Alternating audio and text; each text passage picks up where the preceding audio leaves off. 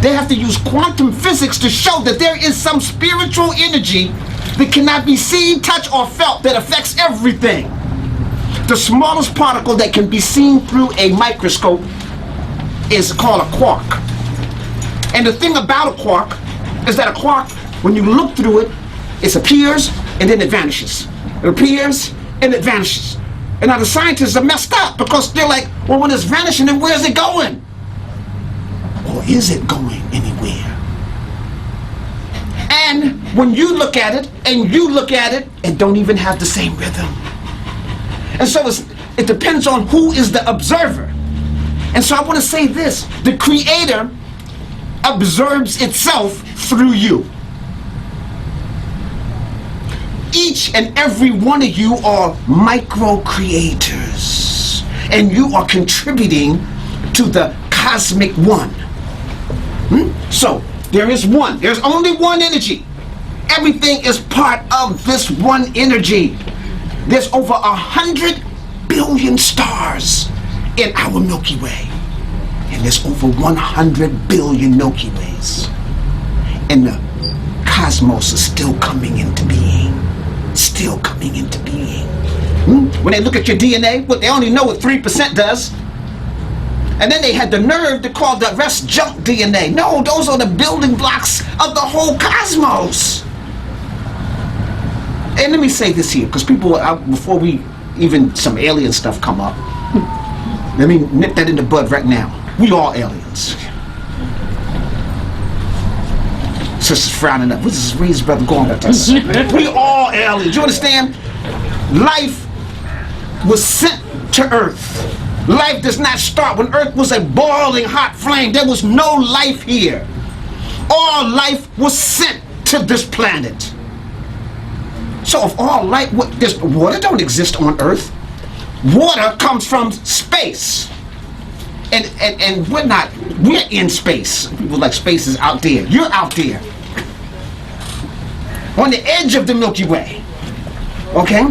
So if water comes from space, and water is one of the keys of life, water holds the keys of life, and water comes from there, then life comes from there. So the Europeans have gotten your mind. Is there life beyond Earth? That is so silly.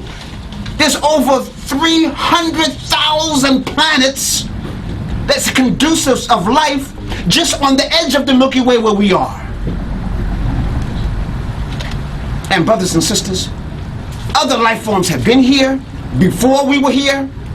They're here while we're here, and they will be here when we are gone. Y'all understand that? So you just get, I want to just make us comfortable there. So we're not talking about aliens came here and did that. We are the aliens. They're going to be really messed up when they get inside of one of these ships and the brother walk out. Yo, what's up? What's up? Okay, they're going to really be messed up. Well, they had a picture of some sister in a spaceship with locks, and the ship was 100,000 years old. Okay, so that's they ain't ready to deal with that. So science tried to ignore stuff like that. So I want us to be real. Okay, now from that 1 plus 1, you and your mate don't equal 2. 1 plus 1 equals 1. When you come together with your mate, y'all supposed to be vibrating 1. If you doing your thing and she doing her thing, that's a problem. It doesn't interfere with your personal, individually artistic creations, but you are still thinking in one, and your different aspirations come together. So y'all complement each other. So 1 plus 1, then you have children. So you have 1 plus 1 plus 1. It equals 1. And then the children have children. It's division. And you notice I'm forming a pyramid. And this is how the universe is coming into it. Universe comes into examples like this, or it comes into examples like this. The golden spiral. All life, all plant life, trees, everything grows from the golden spiral. Okay? Y'all looking at me with blank faces. Come on, y'all.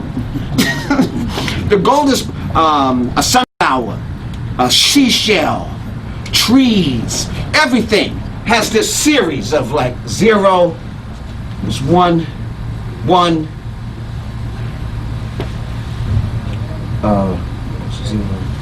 1, 1, I'm sorry, 2, 3, then 5, then 8, then 13, and that number goes like that there. And you do the series simply works like this.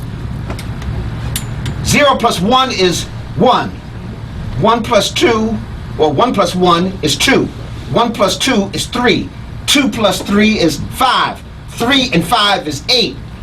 8, and it goes on and on and on and on to infinity. That's the golden spiral. So that means like a ram's horn grows like this. So no matter how big his horns get, he's in perfect balance. The shell, the tree. Have y'all seen some of the redwood trees? They can grow 100 and something feet high. Perfect harmony. They don't have to worry about falling over nothing because they're following the golden series. This is mathematics. Now, all structures in ancient Kemet, each temple was built like this. The Western world just found this out yesterday. When you go home, you Google up Fibonacci series. Fibonacci is some European who just understood this formula. All of the Greek philosophers, so-called Greek philosophers, studied in Africa, studied in ancient Kemet, in the Nile Valley. Okay, so I need you to clearly understand that. In order to even be something in the European world, you have to have studied in the African world. I'll say that again. In order to be something in the Western European world, your real credentials and study has to have been connected to the African world, and specifically the Happy Valley, which you call the Nile Valley. Tonight, people, I'm going to help us think intelligent, because there's nothing we can't do. Think unlimited, think unlimited, think unlimited. What we can do as a people is unlimited if you think that way. A poem is the naked advice of the heart. Malcolm was a poem, Toussaint was a poem, Garvey was a poem, and all of you are poems of only you would think. Intelligent. There is nothing you can't do. Scuffling against madness, trying to use logic when logic does not exist. Trying to survive with no money in a money world when the real money is your consciousness. And you are afraid to destroy your oppressor because you have become so much like the oppressor, you are afraid to destroy yourselves. Even Stevie Wonder can see that all the sages are trying to tell us is to think intelligent. There is nothing you can't do. Understand your roots. Understand where you are coming from. You have been upside down, inside out, and backwards your whole life, and you wonder why you can't put things together. Now let me explain that. That is Africa. It's not upside down. That's the way it is if you look at it from a globe, from outside, from a sphere. The Happy River, the Nile, the longest river in the world, flows down north. Not up north, from up south. How many people were taught that in school? 0. East is to your left, not your right. So in order for east to be at your left, you have to be facing this way. That's the way you read a compass. Because we created that concept. They got you upside down, backwards, and inside out. Now guess what? If you're upside down and backwards, I can go to sleep. And even if you try to figure stuff out, you're going to be what? Confused. And so our greatest minds in the modern world are inventing fantastic things. And by the way, almost 40 or something% of all U.S. patents are from people of color. But we're not doing it for us anymore. We're doing it for the matrix, for our oppressor. And so at one time, our ingenuity, right, elevated us so that we can do things like this. Now our ingenuity is to enslave us. And most U.S., or not even U.S., I mean, just leave U.S. alone, it's the Western world. If you work for one of these corporations, even if you retire, 15 years after you leave there, anything you ever invent still belong to them. That's how they got it so locked down. If you invent something on home and you work for them at one time, it's theirs. Once they get you to sign contract, that's why it's so important when the Moors and the people like this are trying to teach you about contracts. You need to understand what is a contract. Your birth certificate is a contract. You understand what is what a marriage license is a contract. A driver's license is a contract. You already have the right to drive, but once you go into their contract, now you're under their jurisdiction. You are the indigenous people that allowed them to be here. But you went into contract and you gave up all your rights, so now you're under their jurisdiction. So the state of Pennsylvania literally owns you, own your children. That's why if you hit your children the wrong way, they can have you put in jail. The state will come and take them. Why? Because they belong to the state. And you gave them away when you signed a birth certificate. That was a contract. People, you have to understand who you are and how powerful you are, and you relinquish your power. But if you're upside down, inside out, and backwards, that's incomprehensible. So I'm trying to put some perspective to who we are. Right now, most of us are dealing with this 2012, correct? That's what you've been told, right? Okay. If I sign your book, I put 6253 down. Because when Nama, a African from the interior of Africa, united Upper and Lower Kemet into one nation, calling it Kemet, the black community, not the black land, like Europeans tell you, not the black land. See, we didn't used to be able to read them and do netcheru, so they could tell us anything, and we had to believe it. But now, we're better than they are at it. And they can't run the okie doke on us anymore. It don't say the black land. When they told me that, I believed it. And then I went to Egypt, I'm looking for black land. Ain't no black land. You know, they said, oh no, it's the black silt of the Nile overflows and leaves a black silt, you know, on the ground. And so that's why it's called the black land. I said, when I looked up and I said, wait a minute. When they talked about the indigenous people, they called the people, watch this here, they said, the people, they had two words, but one of the words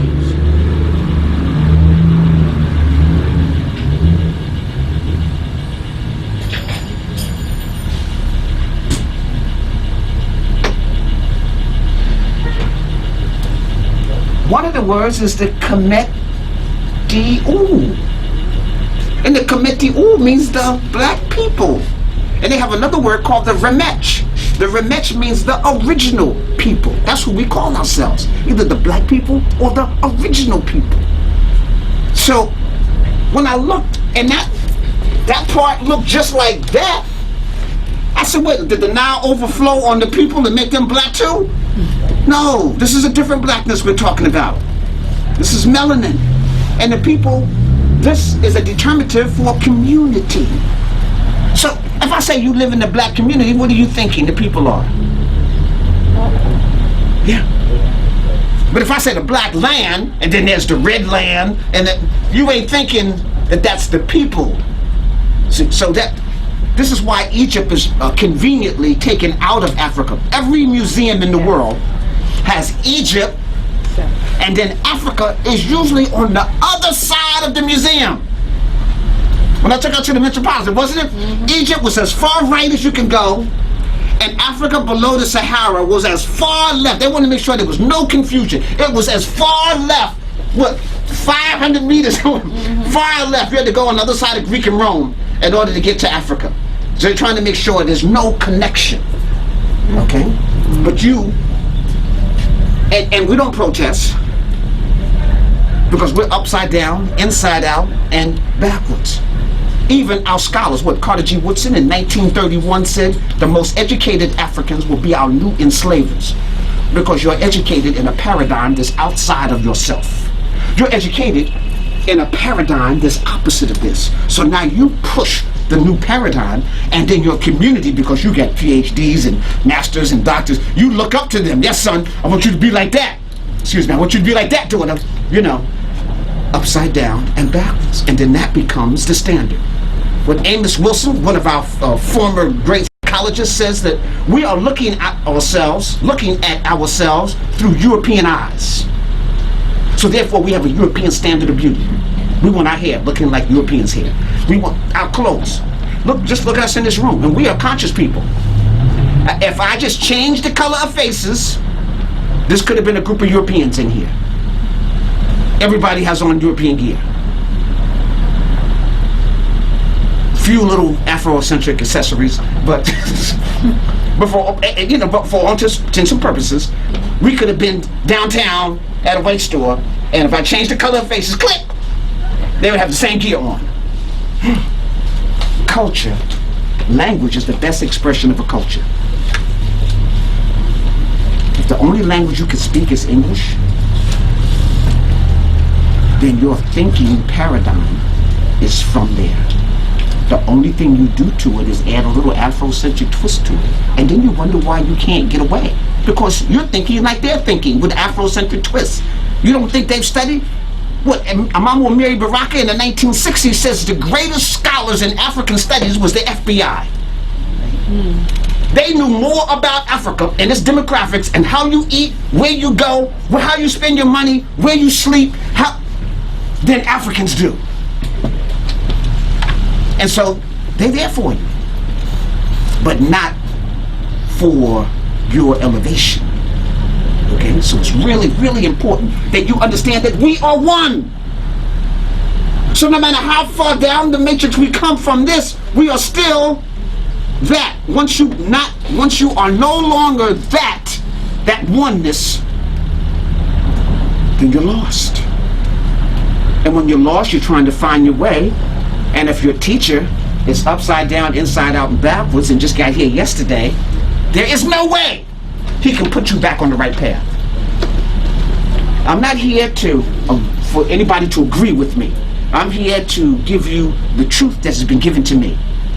All religions, as we know it, on the planet right now, is to put you safely in a box so that you don't think correctly. I don't care if it's Islam, Judaism, Christianity, Buddhism, Hinduism, any ism. It's a box. And if you're in a box, then you're not exposed to the greatness of the cosmos. And you can't even ask questions about it. And every time you do something wrong, it's some demon did it. No! You are the master of your ship. If you do something wrong, you did it. Y'all understand that? It is clear. You did it. You have freedom of choice, will, something that some animals can't do. Let me explain something. Haru, the great falcon. The falcon can't act like a dog, even if it wanted to. The falcon can't act like a duck. And the falcon surely can't act like a chicken. Other than that, it will cease to exist. And in nature, the same things happen. But you have the ability, as this divine human, you can change your nature like a chameleon, changes colors. You have the ability to flow in and out. You got choice. I could do something good, I could do something jacked up. You got choice. Most creatures don't. They have a programming for this oneness. And they operate in that oneness. And when they step outside of that oneness, they cease to exist. Do you understand that? They cease to exist. And they vibrate at their very highest octave when they are operating in that oneness. Look at the ant colony. They're operating at a oneness. Each ant, a red or a black ant, one of the black giant, can lift, this is incredible, 1,000 times its own weight and size. 1,000. But now watch this. 2 ants don't lift 2,000. 2 ants lift 10,000 times its size. It's just like the Clydesdale horse. 1 Clydesdale horse can pull 1,000 pounds, but 2 Clydesdale horse can pull 12,000 pounds because they're operating as what? One. Do you understand the science here? And we don't get it. We don't get it. It's a mathematical proven formula. The whole universe is operating like this, and we want to operate as individual little clans all over the place. Before I get totally into operational unity, I want to talk a little bit about my book, Spiritual Warriors Are Healers, because it's going to, I'll go into a lot of the netcheru. I think I'm coming back December 17th, right? And now I'll be really stressing the netcheru, our classical language. And people, Greek can't be your classical language. This was all created before the first Greek stepped on the planet. Latin can't be your classic. We created Latin so that we can communicate with the other Europeans. So what could be our classical language? I mean, Swahili, that's a good communication language, but it's not a classical language. It's December 15th. December 15th, okay. So December 15th is when I come back, and I'm going to really go in deep. You're going to need a ladder. I'm going in that deep, okay? So come with your boots, all right? But I'm going to explain the language and why it's so important, and why, for example, at Columbia University, I've taught Medu netcheru at Rutgers and a couple other places. If you want to take ancient Egyptian writing, first of all, you just can't go in and do it. You have to get the dean's permission. And then you have to be in a certain major. You have to be in Hebrew studies or Middle Eastern studies. And guess what? You have to take French and German, which has nothing to do with Medu netcheru, to take Medu netcheru. If you want to be an Egyptologist, you have to take French, German, and English. That's if English is not your language. To learn how to speak Medu netcheru, which has nothing to do with none of those. So you see what they're doing? First of all, they're keeping you out. But if you do happen to have all those down pat, you see how messed up your mind is going to be? You're going to be thinking like a real Afropean. To try to understand your stuff. But a few of us still sneak through, because we're fantastic people. We're the most multilingual people on the planet Earth. Nobody speaks more languages than Africans. And so when you say, people are like, I can't pronounce your name. Get out of that paradigm. You upside down, inside out, and backwards talking about you can't say Mfundishi. You can say Krekaweki and all these other stuff, but you can't, you know. And then I look at their name, they got some European name, they got 18 letters in it. You know, but they can't make an African sound. That's a paradigm, that's a consciousness. Oh, these African names are so hard. Upside down, backwards, inside out. We got to make a change. We got to make a change. What I did in my book, Spiritual Warriors Are Healers, let me make this statement. I always start by saying that the main objective of the book was to help you to become captain of your ship. Everybody is a temple. And your temple is like a vessel. And each vessel and temple has a captain. Now, most of us, not only are we not captain of our ship, we're in the baggage department, somewhere down in the basement of our ship. And we have no clue on really where it's going. Now, I don't know about you, but that's not a good, imagine getting on a ship like that, out in the ocean. Captain, where we going? We'll find out when we get there. When we gonna dock? At the nearest point, you know, whatever happens, happens. Is that a way to go through life? That's the way we're going through life. Captain, when we gonna be in about 10 years? Hey, that's a good question. No clue, because they don't have a plan. And no plan is the absolute best plan for failure. And then you wake up one day and you're 40, 50, 60, and you realize, where did my life go? Yes. See, everybody was sent here on a mission. Did you complete your mission? Did you even get started on your mission at 30, 40, 50, 60, you know? And education is to not stuff in, but to bring out. Bring out what? The genius. that's inside of you, because you are what? One. That means that all the knowledge and wisdom that exist in this paradigm, you have access to. Pre-K, kindergarten, should start out with meditation and yoga. So that by the time they're in first grade, they're little yogi masters. Their body is still supple, and they can do anything. They got to understand that the Creator resides inside of them, and they need that quiet time to bring out. And school should be to what? Amplify their gift. What is their gift? What is their mission? Why are they here? And now you want to what? Sharpen those tools that will help you give your gift to the world. And when you give your gift to the world greatly, you get paid for it. You get compensated. I tell people, don't worry about money. Worry about wisdom, because if you got wisdom, you get all the money you want. All the money you want. You know, I vend sometime on 125th Street about 3 days a week, and sometimes I make $2,000 in a day. People don't make that in the whole week. One day. I'll go off and lecture. I'll get $1,000, sell my book, and my time is mine. At the university, I have a contract. I'm not on their employee list.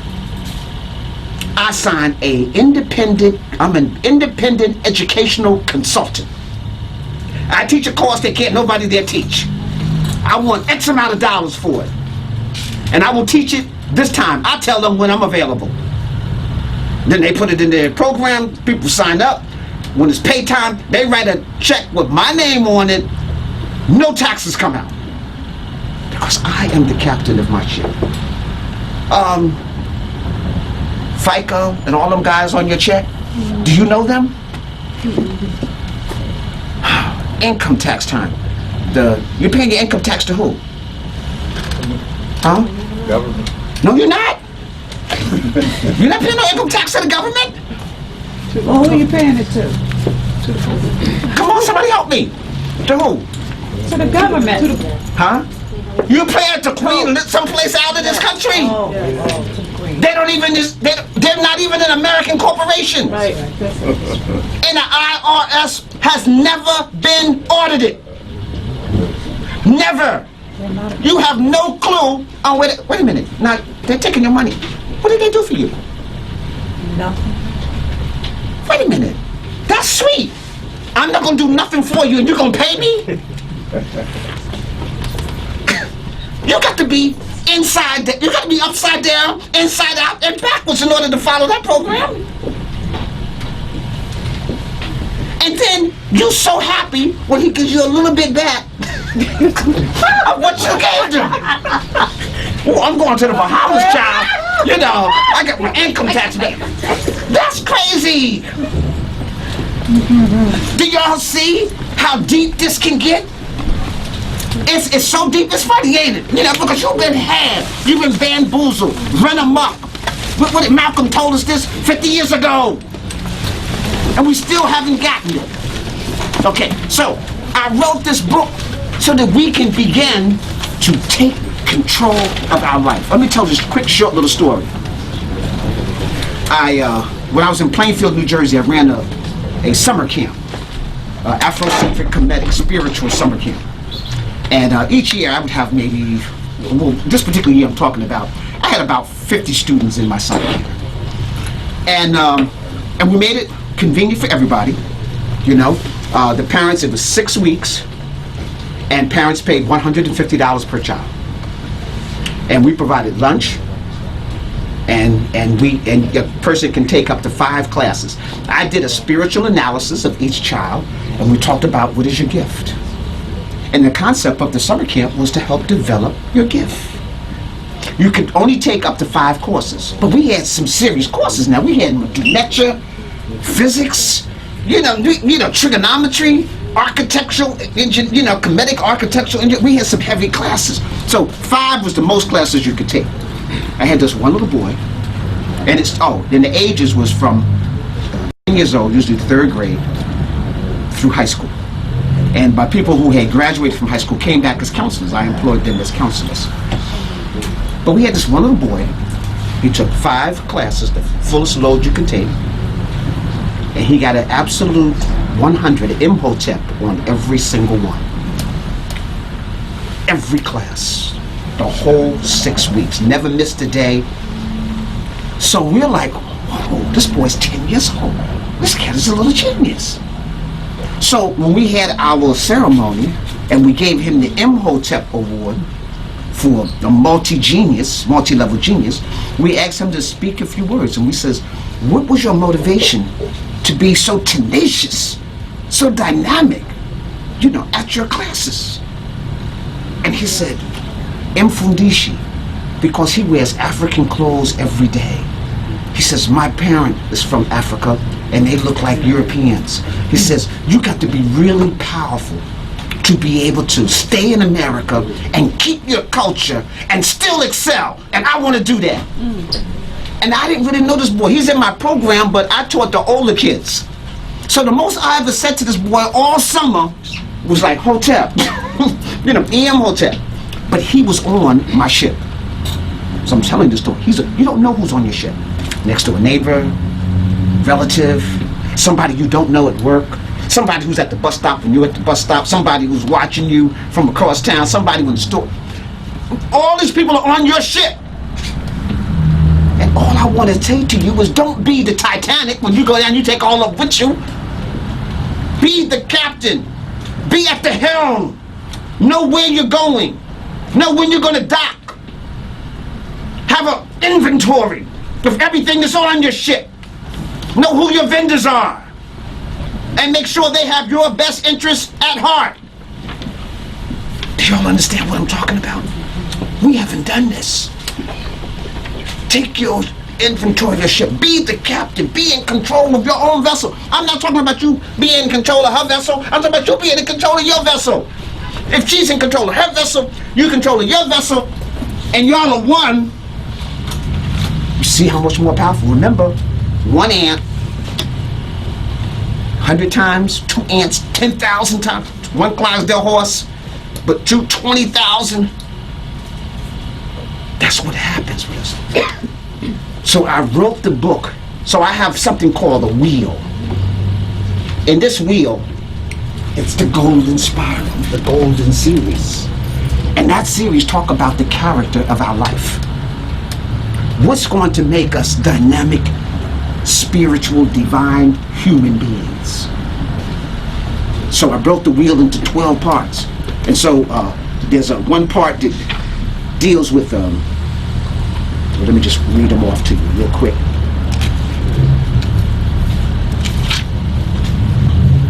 One part, this is not necessarily our order, but one part deals with the family. How do I become one with my family? Another part deals with education. How, and that's not going to Harvard, Yale, is how do I enhance and cultivate my gift, my purpose in life? Number 3, travel. Where do I need to go in order to get the keys to help me open up and refine my gift? Not travel to lay on the beach somewhere, okay? Then you imitating the imitators, okay? Defense, and most of us leave that out. Every once in a while a brother puts in, most sisters definitely leave it out. No, defense. I remember I was buying a shotgun. I live up in the mountains, and so nothing but hillbillies up there, so I know I gotta, be able to take care of my own. And so I go to this Granger Mountain, and I told the guy, I said, look, I need, what's the best shotgun you got? What's loads, how many rounds I got? He said, I got a 5-pump shotgun. I said, oh, that sounds hot. 5-punch shotgun? Oh, yes. I said, look, I need one for my lady, in case I'm not there and something fall down. You got a 1-pump? He says, no. If you need a 5-pump, she need a 5-pump. He said, look, you put one in, it goes on somewhere at the back door, she fumbling around trying to get another shell. No, she needs to be, y'all need to be back to back. Pow, pow. Y'all understand? Defense. What's good for you is good for her. Do we have a defense plan? If there's a catastrophe, can you survive without running water? Do you know how to purify water? Can you survive in the woods? Do you know how to find food? Do you know medicinal plants from edible plants? Can you stay warm in the winter? But I'll go into Macy's and get a coat. There ain't no Macy's no more. Okay? Can you do this? This is part of the program. And if somebody jump on you, can you get them off? Can you prevail at the end of a battle? Work ethic. Your work is giving your what? Your gift. Right now, I'm working. I'm giving my gift. When I do my classes, I'm working. And I'm in total control of my economics. If my off year is 200,000, you are in control. You make as much as you want, because guess what? Your bank is your consciousness.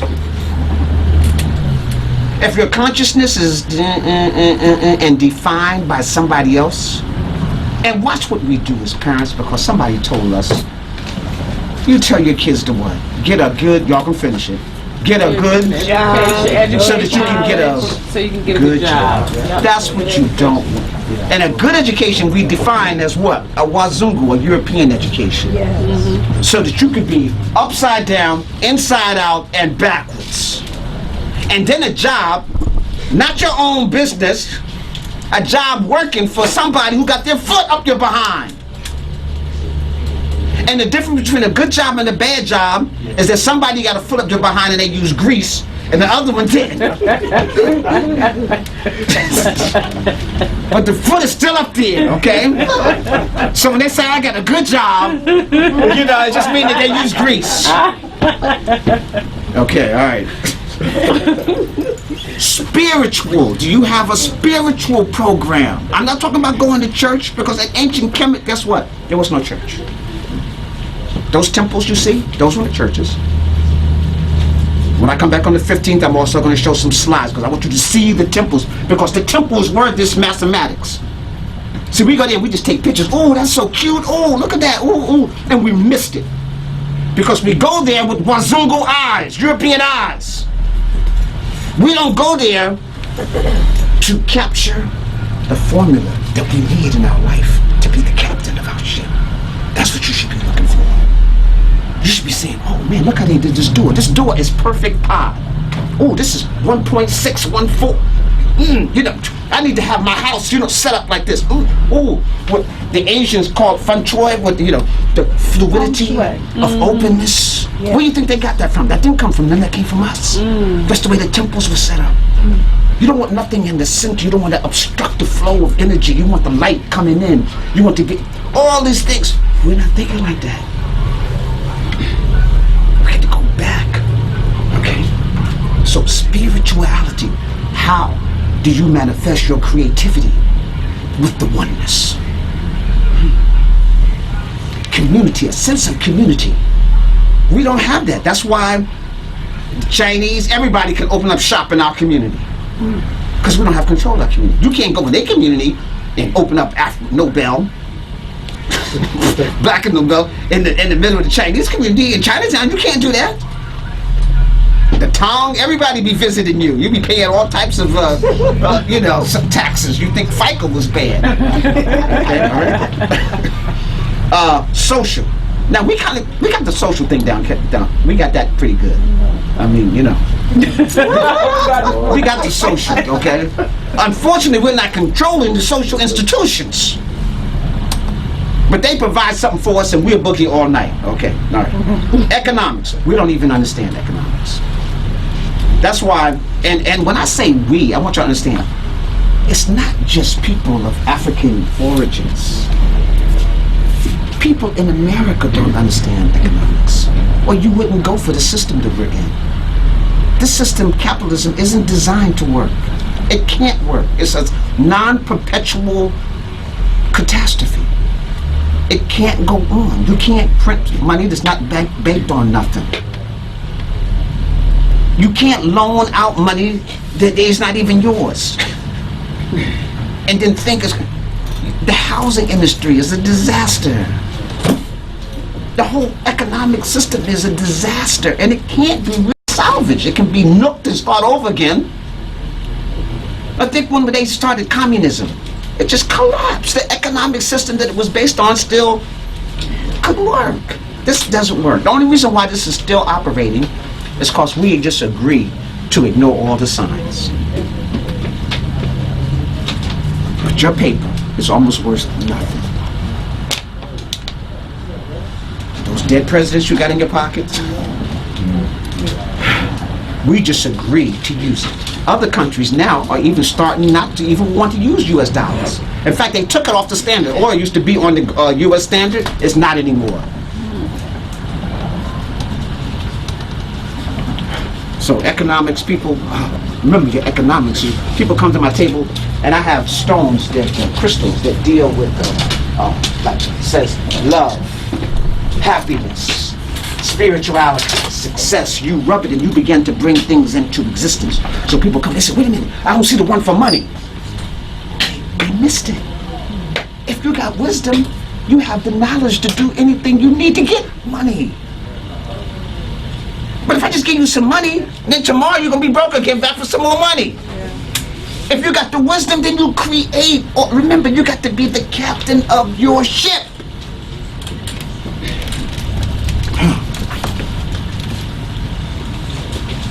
Physical. I don't need to say it. We're the most out of shape people. We're the paradigm. We're the worst of the worst and the best of the best. There's nobody more physical in terms of attributes and ability than an African. But we're also the most obese. We got the most sicknesses. We lead in all the diseases that are detrimental to health in this country. Because we have somebody else's paradigm. In 1900, that's not even that long ago, that's just 100 years ago. In 1900, diabetes and sugar was unheard of in the black community. That was called a rich white man's disease. From eating greasy and hot, foods and stuff like that. We didn't eat like that. That's just 1900. That's 100 years ago. And now we lead in all of them. All the cancers. Well, we don't lead in skin cancer, which is like the #1 cancer. They don't tell you about that. But all the other cancers, we're at the top of the list. It's from, bad eating comes from bad what? Thoughts. So the key to all of that is your what? Your thinking. So if you're thinking upside down, inside out, and backwards, eating live, the majority of your food live, sounds silly. All you're gonna have is a salad? Pass me that chicken. People, it's so crazy, it's funny. It's absolutely insane. That's why it's funny, because it's insane, because we're doing it. And sugar, the #1 drug in the world. If sugar was created today, you would have to have a prescription and get it over the counter. That's how lethal sugar is, white sugar. Wow. And it's in everything. You can't even ketchup, sugar. Sugar is in everything. You gotta start reading labels. But they know that we're right now people, so we ain't got time to do all that. Honey, just get some of that, get some of that, some of that. Hurry up, we late. Late for what? You the captain of your ship. And there's thousands of people who are looking at you. What kind of example are you?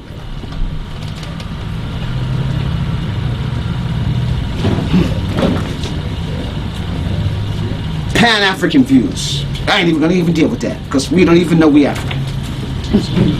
Cultural views. Cultural views. People. Culture is not exclusive to somebody who just came from Ghana or Senegal or Mali or just came here from Ethiopia. Everybody on the planet revolves around a culture. If you are not cognitive of the particular culture you are following, then you're following somebody else's culture. Everybody is part of a plan. If it's not your plan, it's somebody else's plan. Everybody that walked in this room is on a plan. Now, if you're not the captain of that plan, then you are operating somebody else's plan. And they probably don't have your best interest at heart. You are fuel for cultural vampires. Do you realize in 2010 and in 2011 over 20 vampire movies came out? Not only that, they even had TV series. They all in your face. We sucking your blood. We sucking your energy. And you walking around like this.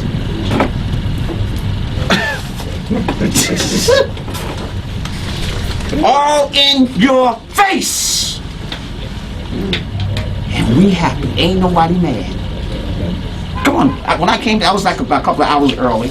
So I walked up and down the street here in the middle of the hood. Ain't nobody mad. We the happiest slaves on the planet. People come, you wonder why they hear when I'm in Harlem, people just, Europeans come, they just want to take pictures of us. They ain't seen nothing like this before. The foot is all the way up there, and you just as happy.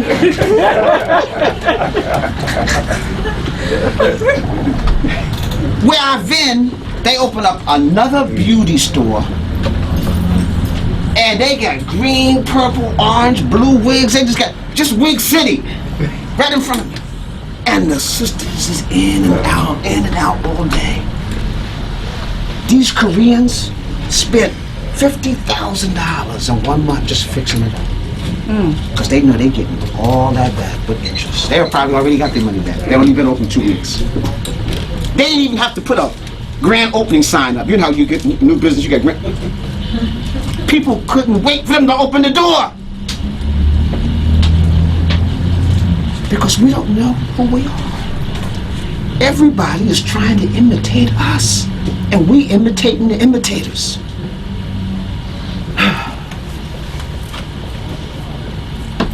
Now, that wheel with those 12 cycles, a person is supposed to have a degree of mastery in each one of those wheels. You're a cultural giant.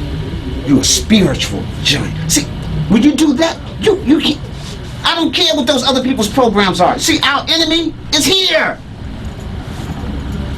Our enemy is not on the other side of town. Our enemy's not downtown. Our enemy's not on Wall Street. Our enemy is inside of here.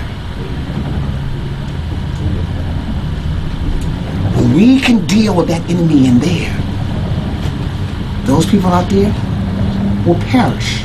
They will come begging, please, can we follow you, please? You know, can we be on your team? It's a love-hate relationship. But right now, so they're getting all the blood and energy they want. All the blood and energy. At one time, when you were in physical bondage, the master would stamp you. You belong, you my nigga, right? And you have the brand on you. So they don't longer do that no more. But we go out and brand ourselves. We got tattoos everywhere. You branding yourself. Master won't do it, so I'm gonna do it. I'm gonna even pay to get branded. It's insane. And I see people who are purple, they just color, trying to get a tattoo. You already got melanin. The tattoo. We don't get it. We don't get it, y'all. And I don't care if you got unks all over you. Your unk need to be in here.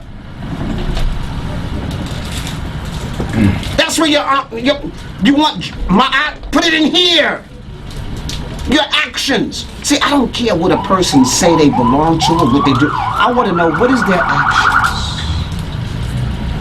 What are they doing? I want to follow the brother home and see how he's living, or the sister home. The proof is always in the what? Pudding. Not what you talk about. What are you doing? What are you produced. In ancient Africa, and not so distant Africa, it was always important to have a title. A title was simply something to show that you are fulfilling your goals and your ambitions and your missions. And then we give you a title because you're the best at that. So that was extremely important. How many people read the book Things Fall Apart? One. Y'all need a book list. Get it out. Things Fall Apart. Y'all need to read that. 2,000 seasons. Nobody? No wonder why we're upside down and backwards. Write this down. Things Fall Apart. 2,000 seasons. I make those mandatory for my initiations. And then you'll know why you're in this situation you're in right now. Things Fall Apart. 2,000 seasons. Do y'all sell those here? Yeah, we normally carry. We normally, okay. We normally carry. Okay, all right. That's what I'm looking on the wall. I'm gonna come back with a whole book list when I come back on the 15th. Y'all, certain things that what Tony Browder has hidden in plain daylight. So the secrets of your liberation is hidden in plain daylight, right in front of your face. And because you got the wrong paradigm, we don't see it.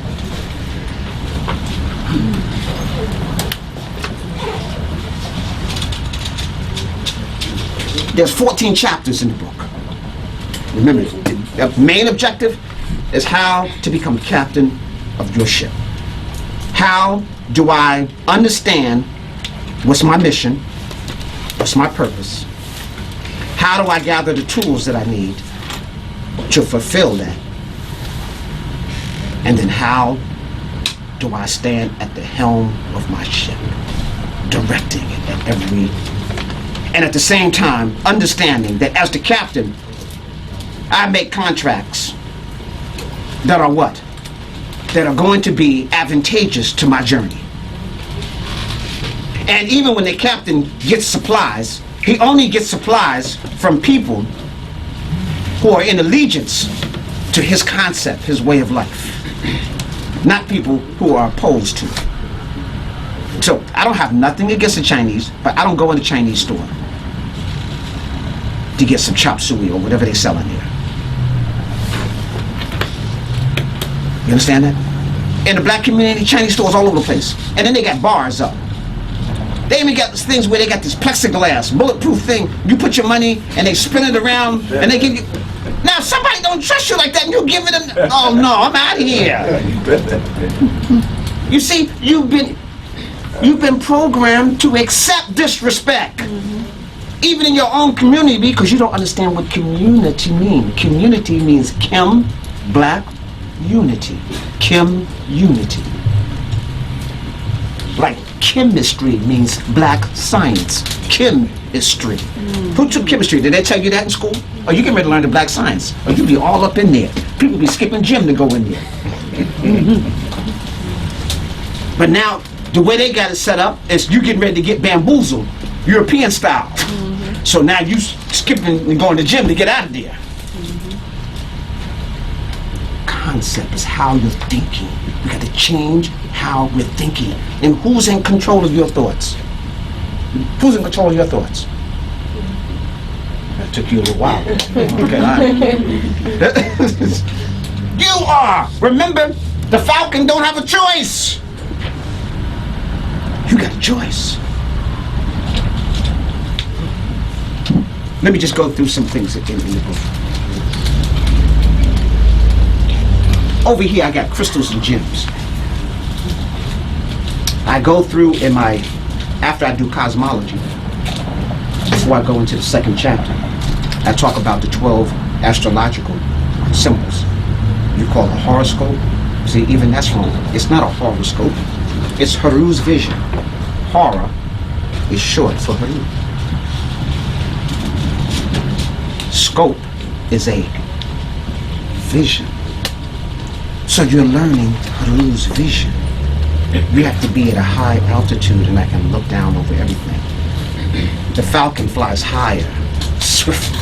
The falcon, the hawk, and the eagle, any bird. It has no rivalry in the sky. It has an extra eyelid. It's the only creature that can look directly at the sun. That's like looking at the Creator. you. Okay. And so each ruler, in order to be the captain of their ship, said, I am Jhutyms. I am a mighty falcon. Now, if you know, a falcon can spot a mouse under a leaf while hovering a half a mile in the sky. And when he scoops down and his tail lines clutch him, he's like 99.9%. Pilots, bombers are imitating the falcon when they bomb. Jet planes are imitating the falcon. Right? Falcon can go underwater, spot a fish going this way while he's going this way. Zip! Calculate the bend of light in the water, the speed of the fish, and when he comes up and he can go 30 meters under the water, come up with the fish, 99.9%, and he's dry. Some of y'all will get that in the morning.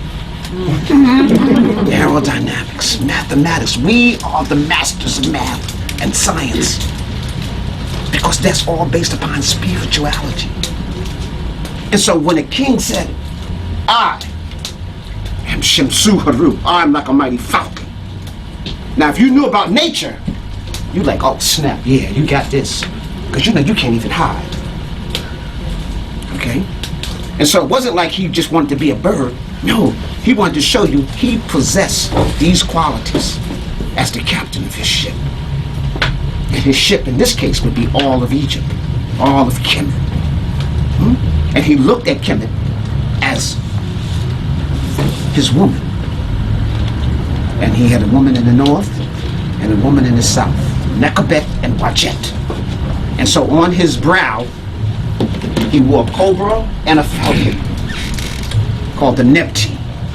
And he was the protector of those. So it gets deep. The Europeans are not going to tell you all of this because where were they when all this came into existence? The first European civilization is the Greeks. And the Kemet used to say, y'all are like children. You have no history. What record do we have of them before the Great Flood 10,000 years ago? That cave art that you see like in France, stuff like that's not even them. You don't see no white faces on there. What record? Neanderthal man? That's about it. And it's proven. I've been saying this for over 30 years, but scientists in 2011 just proved that 90% of all Europeans have Neanderthal DNA. They went to Africa and 0 people had Neanderthal DNA. So when they do that Adam and Eve thing, that we all come from a black woman, that's making them human.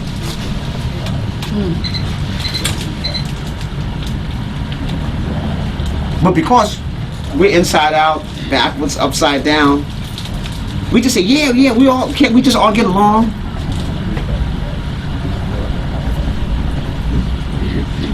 You're not anti anybody. You are pro your what? Self. Pro yourself. You don't have to bash nobody. You ain't got to talk bad about nobody.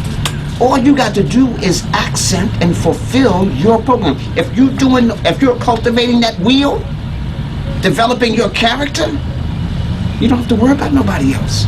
You'll be a self-contained entity.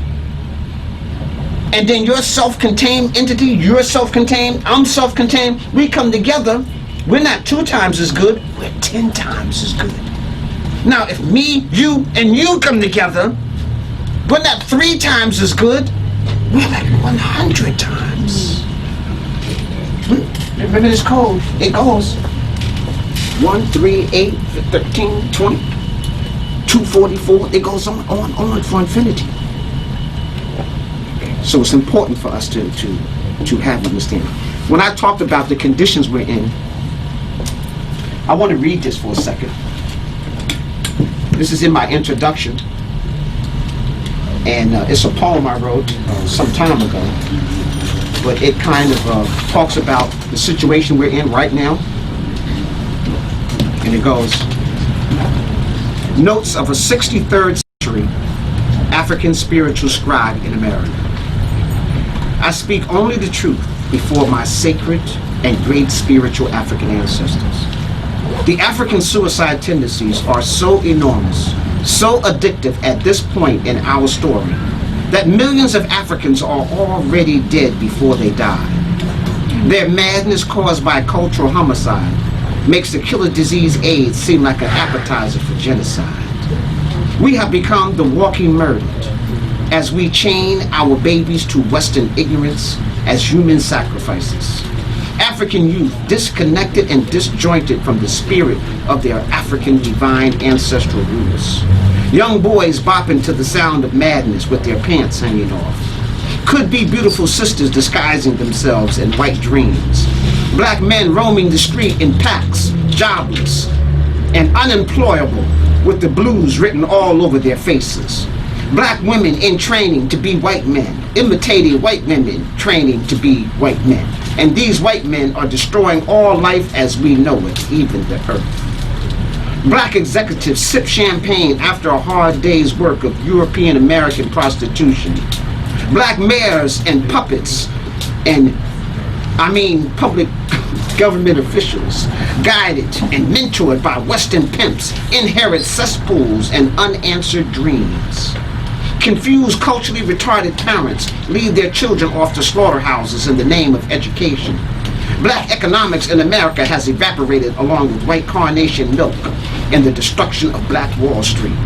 Poor children are dying and being killed before they know what life is or what it's all about or what it has to offer. While their parents pray to white alien gods with their enemies and are destroying nature along with their masters, and women imitating the very ultimate of the destruction of themselves, African culture and response and spirituality. As spiritual ignorance is cherished, the progress is called backwardness. We are in the middle of a cultural economic war with no offense. Africans have been hypnotized and drugged white in deathly happiness and reprogrammed in Wazungu white desires. Even Stevie Wonder can see where home is, but we can't recognize home. Africa can't be our home, or Kemet, or any cultural that comes near there. We can't hear the screams. We can't hear the sacred drum beats because our cell phones and iPods and mass insanity is in the way. Institutions is confused with witchcraft or our daily horoscope. Are you hot? Because I can feel the urgency behind this poem. It is getting warm in here. Are you mad or at least smoking? A little bit angry?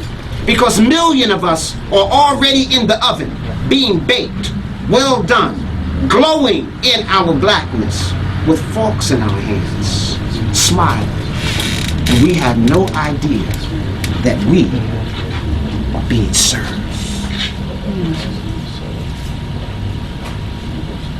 You understand the urgency of what's going on? We don't have time to be bickering and fighting against each other. We don't have time to be protesting on who got the best philosophy. We don't have time to be talking about whose organization is the most dynamic and who's done the most. The only thing we got time to do is to straighten up our consciousness. Try to find out what our gift is, and collectively, how we can begin to work together in operational unity. That is what we're talking about. And we have to understand all the things that are at our disposal. You know, like when I set up on 125th Street and I sell crystals and gems and stones, black people come up to me, why are you selling this stuff? I'm like, unlimited energy? Energy that connects you with the cosmos? Energy that helps you become captain of your ship? How come I'm selling this? I should be selling some fried chicken or something? You know, I have to almost contain myself here a little bit, you know. So the idea is raise the vibration.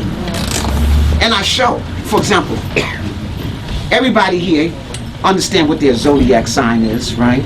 And you understand that usually they tell you there's one gemstone connected to it. Well, everybody has a minimum of 7 to 12 gemstones connected to their astrological sign. But the jewelry store only tells you one. Why? Because in 1900, the European Jews got together, who were controlling that industry, and said, how do we get paid? People are starting to catch on. We got to get paid here. So we're only going to tell them the most expensive stone.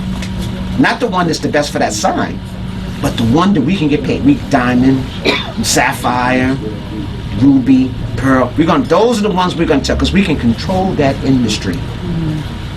And then we be parroting them. Oh yeah, diamond. Yeah, I'm sapphire. You know, if I wasn't a peaceful man, you need to be smacked. Okay, all right?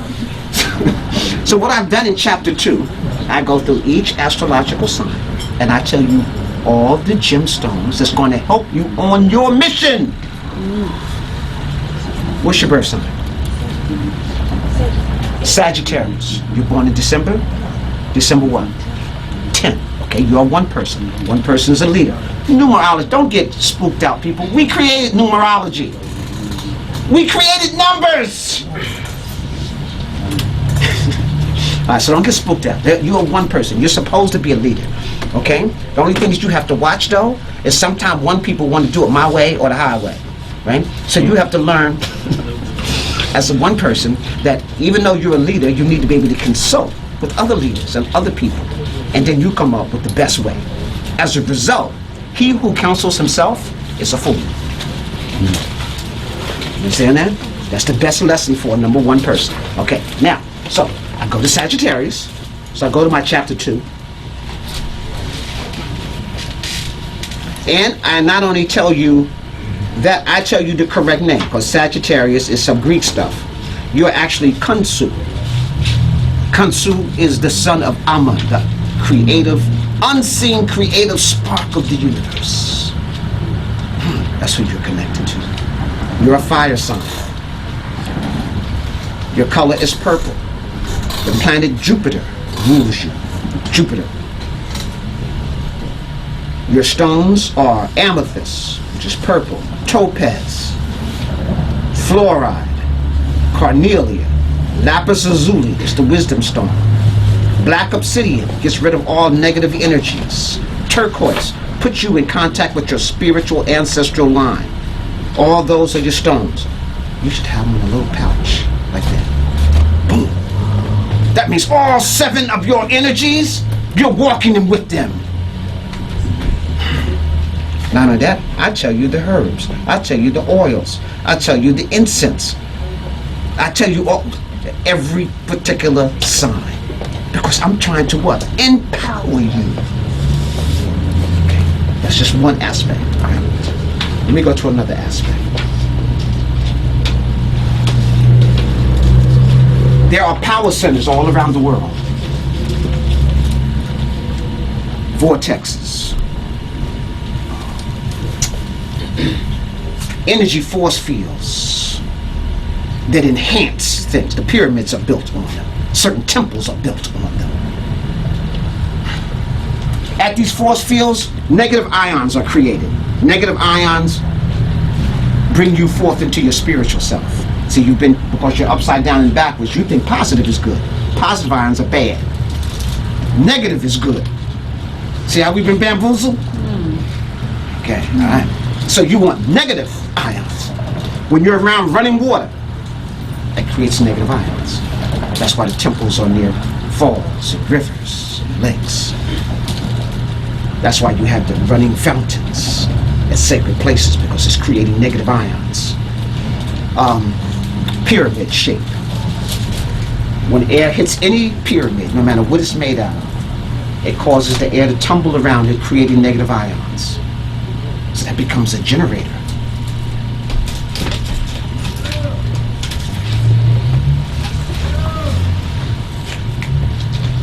Something like that. It's a quartz crystal pyramid, which is a generator. And then I have 4 points sticking out with pyramids at the end. So when the light hits that, causes negative ions to come out in all 4 directions, help multiplying the energy by 40. The ions in the room.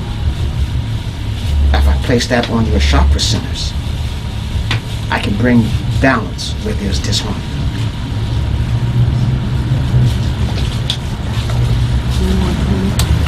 These places exist all around. I list them all around the world. I'll just name a few. At Taseti in Kash, Hetka Patah, Memphis, the Dogon Center in Mali, Zimbabwe, Manomatapa, Southern Africa, the Akan in Ghana, the Yoruba in Nigeria, Kilwa, Eastern Africa, Medina near the Red Sea, Palestine, Mount Carmel, Assyria, Mount Hermon in Lebanon, in India, the banks of the Ganges, in Babylon, in Burma, in Athens, in Roma, at Ilona, at Rhodes, at Delphi. In South America, we go with the Aztecs and the Mexicans and the Mayans and the Centrals and the Incas and the Shang and China. I show you where all these places are in the world. They're vortexes and energy force fields. There's a force field in Europe that if you go in, there's an underground tunnel that takes you all the way to the pyramids. This gets real deep, y'all. And everybody knows about it, but what? But who? No. Us. Because we're trying to imitate some imitators. We want our PhD in home economics. Like that's going to help you become captain of your ship.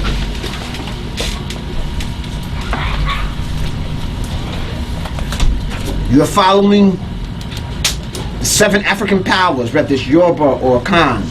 You got a Batala. A Batala is Jhuti, Olegra. That's Sebek, Shango, Haru, Ogun, Haruor, Orunla, Asar, Yemaya, Aset, Oshun, Het-Haru. All this is from the Nile Valley as it's spread throughout different parts of Africa. All those roots are coming back. Whether you're doing Yoruba, Akan, whether you're doing Voodoo, whether you're in the Congo, all comes back to the Nile Valley. But because you don't know the Medu Neter, you're always taking somebody else's word for what your ancestors left you. I want to take away that middle person. And people, when you start reading the Medu Neter, it's like you have downloaded directly a hard drive into the ancestral realm. They start to speak to you personally. Now I know some of y'all say, okay, now this brother just came here and just bugged out. Must be something on the exhaust from coming from New York. Here's a chart. We look at it and we say, oh man, that's pretty. And the message is missing. Everybody in Kemet, even though everybody could not read the Medu Neter, everybody wasn't literate, but everybody could read the temples of the walls. Because you read the frieze first, and all this little Medu Neter is just giving you the fine details. So this person in the middle is Nehet.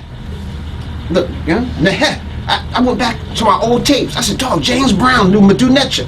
Mazio, Nehet. Okay, all right. Back to now, okay. Nehet represents eternity. On his arm is the Ankh, the key of life. There is no opposite of life. Death, the opposite of death is birth. Birth and death are cycles in life. Life is eternal. Energy cannot be destroyed or created. So if you think you just got here 30, 25, 50, 40, 16 years ago, that's an illusion. You have always been here because there's only what? One.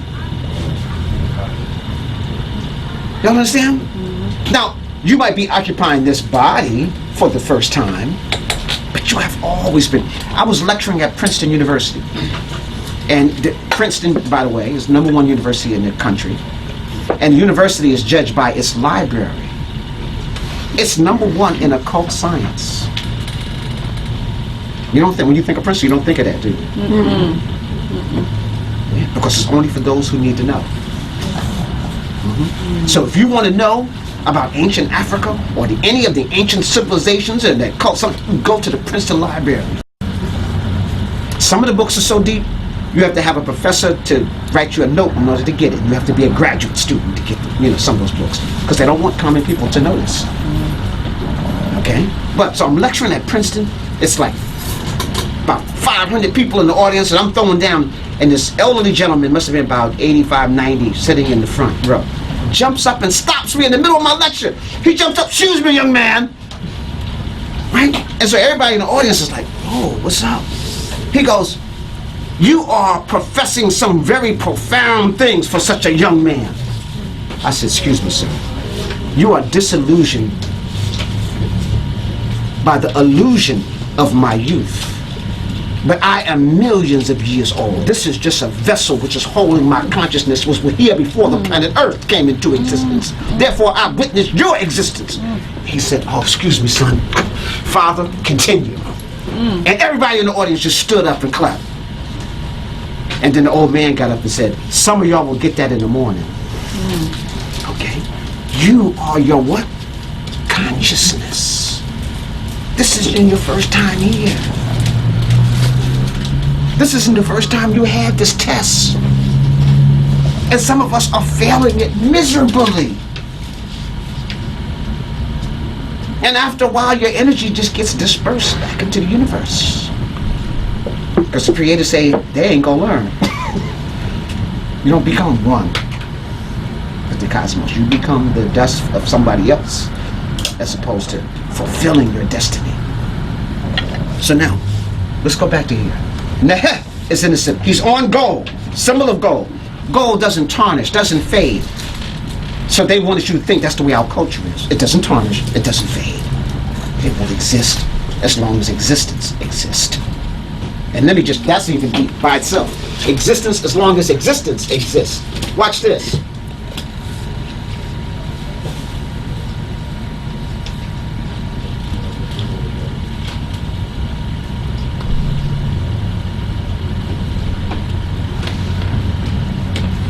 Two ways of writing eternity.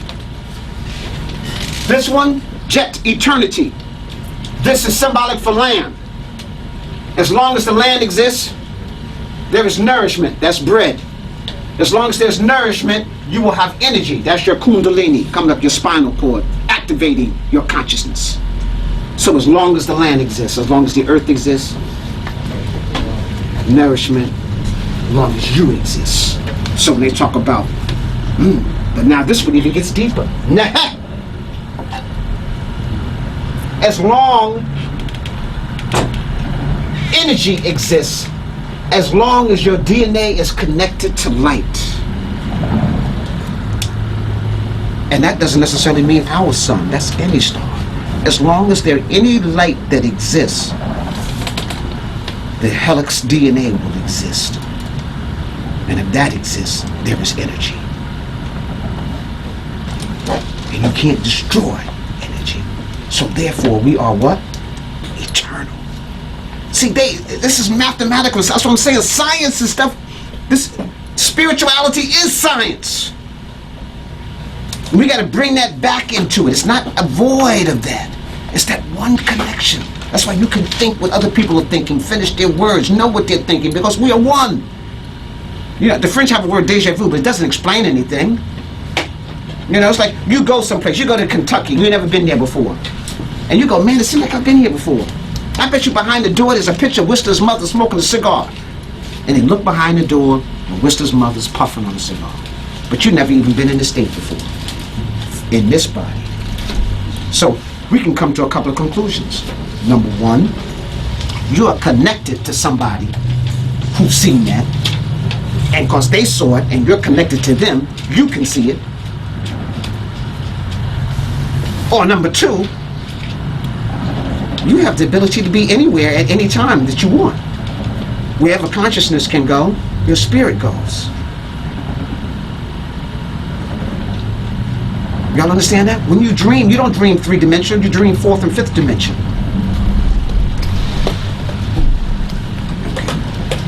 And you're locked down on a 3D program. You got to move, evolve. The planet is evolving and you're not.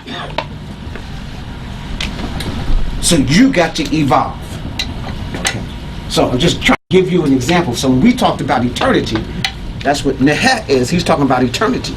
So now here he basically says, F Sarah Tet Ankh Amen Heka Iwitsu Jet.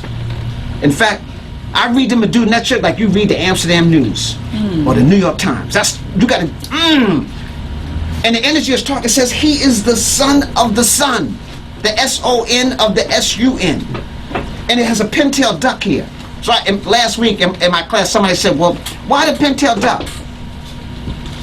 I said, okay, you don't know nature.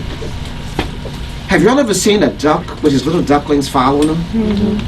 They don't go no place that the parents don't go. They are absolutely obedient. And they depend upon the parent almost for total nourishment until they get a certain age to do it themselves.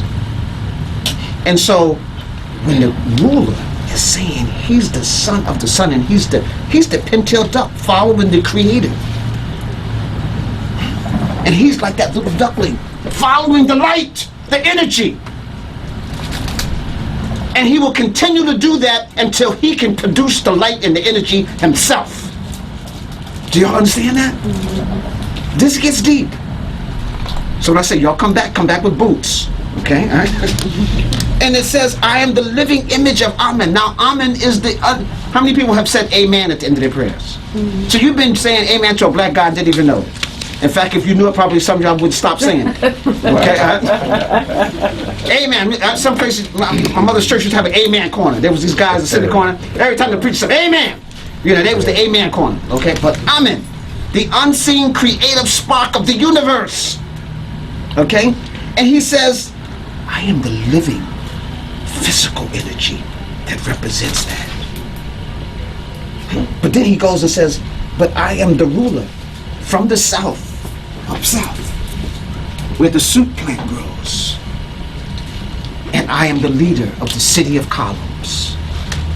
And the columns is based upon this mathematics, the science. See, when people start getting up, European Egyptologists ain't gonna go there. Because they don't want you to go that deep into that. It's bad enough you can read the stuff. I don't want you to understand it. But you got to understand the culture. Learning German, French, and English is not the culture. You have to learn those languages so that you can understand what they wrote about what we said. Instead of you going firsthand like I'm doing right now. You want to go in and sit down and commune with them. Time is an irrelevant factor, y'all. I'm going to say this, and I know it's going to sound a little off, but just bear with me. Yesterday, today, and tomorrow is all happening now. Do you hear me? Yes. That's why great-grandma can say, don't go on that trip. I feel funny about this. Something going to happen. You go, oh, get out of here. But you don't go on the trip. The bus turned over. Everybody got injured. You didn't go. Grandma saw that 2 weeks ago. Because that already happened. Yesterday, today, and tomorrow is now. This is the infinite now. The infinite now means that I have the ability to go anywhere, at any time, at any moment, infinitely. And that's why people don't really want you to understand what meditation really is. Because guess what? As a melanin-dominated being, you can go places they can't even dream about. A calcified pineal gland can't even go downtown.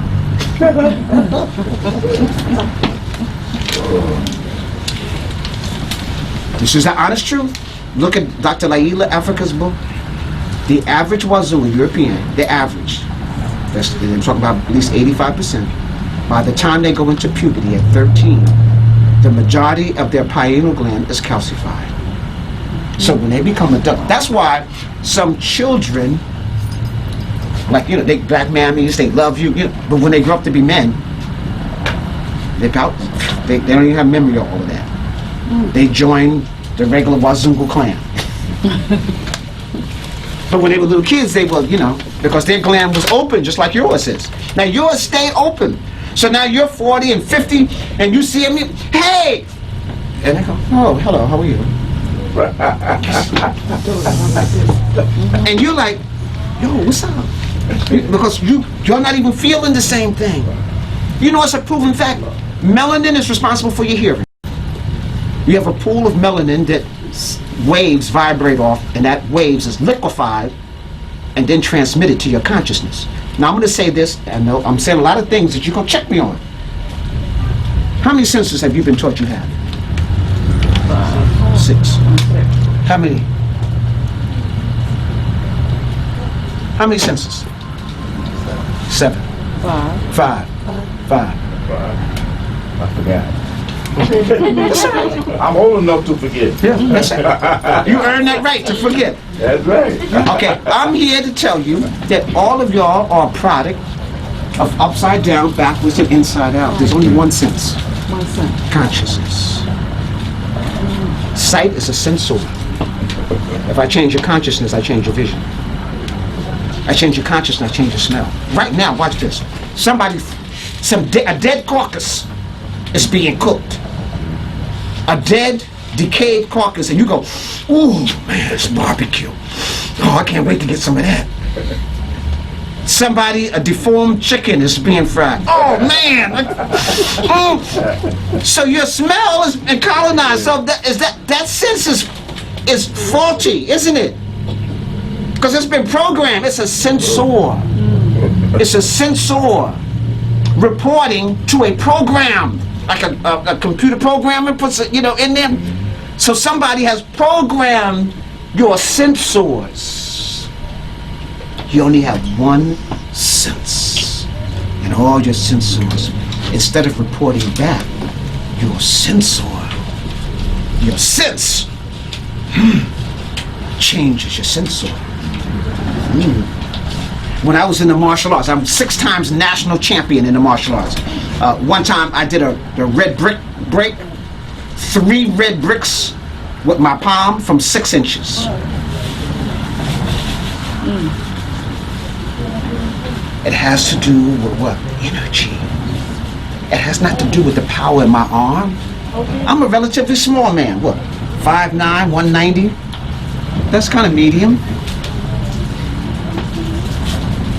But guys who were 300 pounds could not do that. So it had nothing to do with mass, power, how much you can lift. It's your consciousness. When I'm fighting for the national champion, I never fought an individual person. I would meditate and become Haru. And when I went out, I just had a smile on my face. And Haru, Shango, Shaka Zulu, all of them would take care of me. I just let them have my body. And I just, right?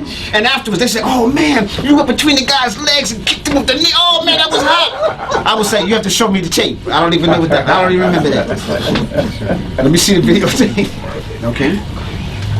You don't know how, watch this here. Pregnant woman.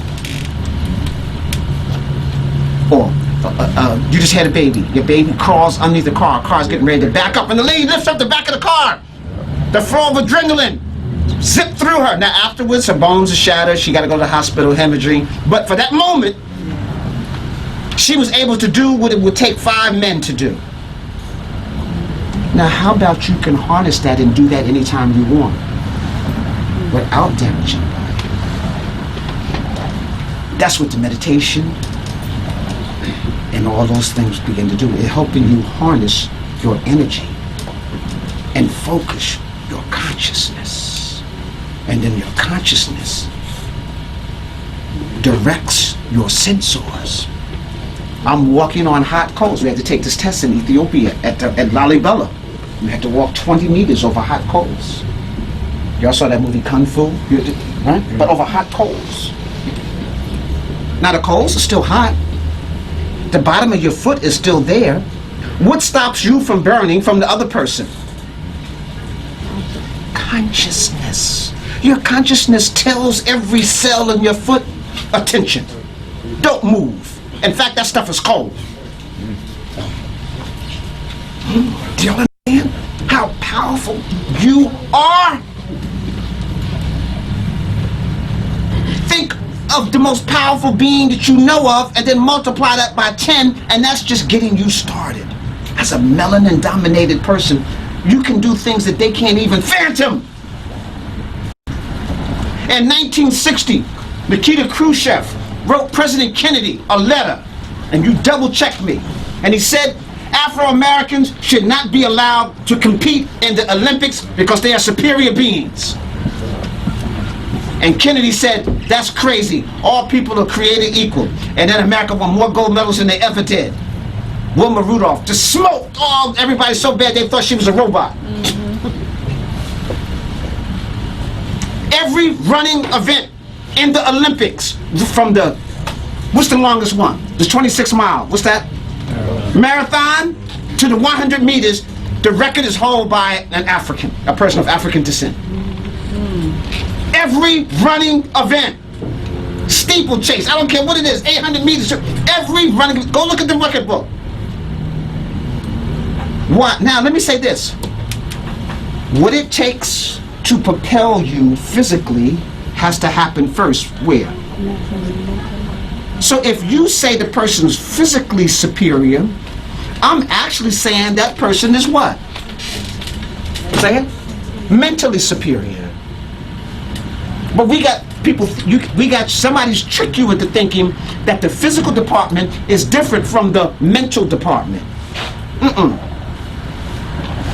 Can't nobody move like you move. The break dancing, the dance, the way we dance, their best dancers are imitating you.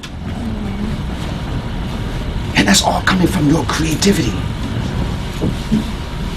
Now, imagine when they created basketball, they said, black people can't play because they can't get this down pat. This is too complicated.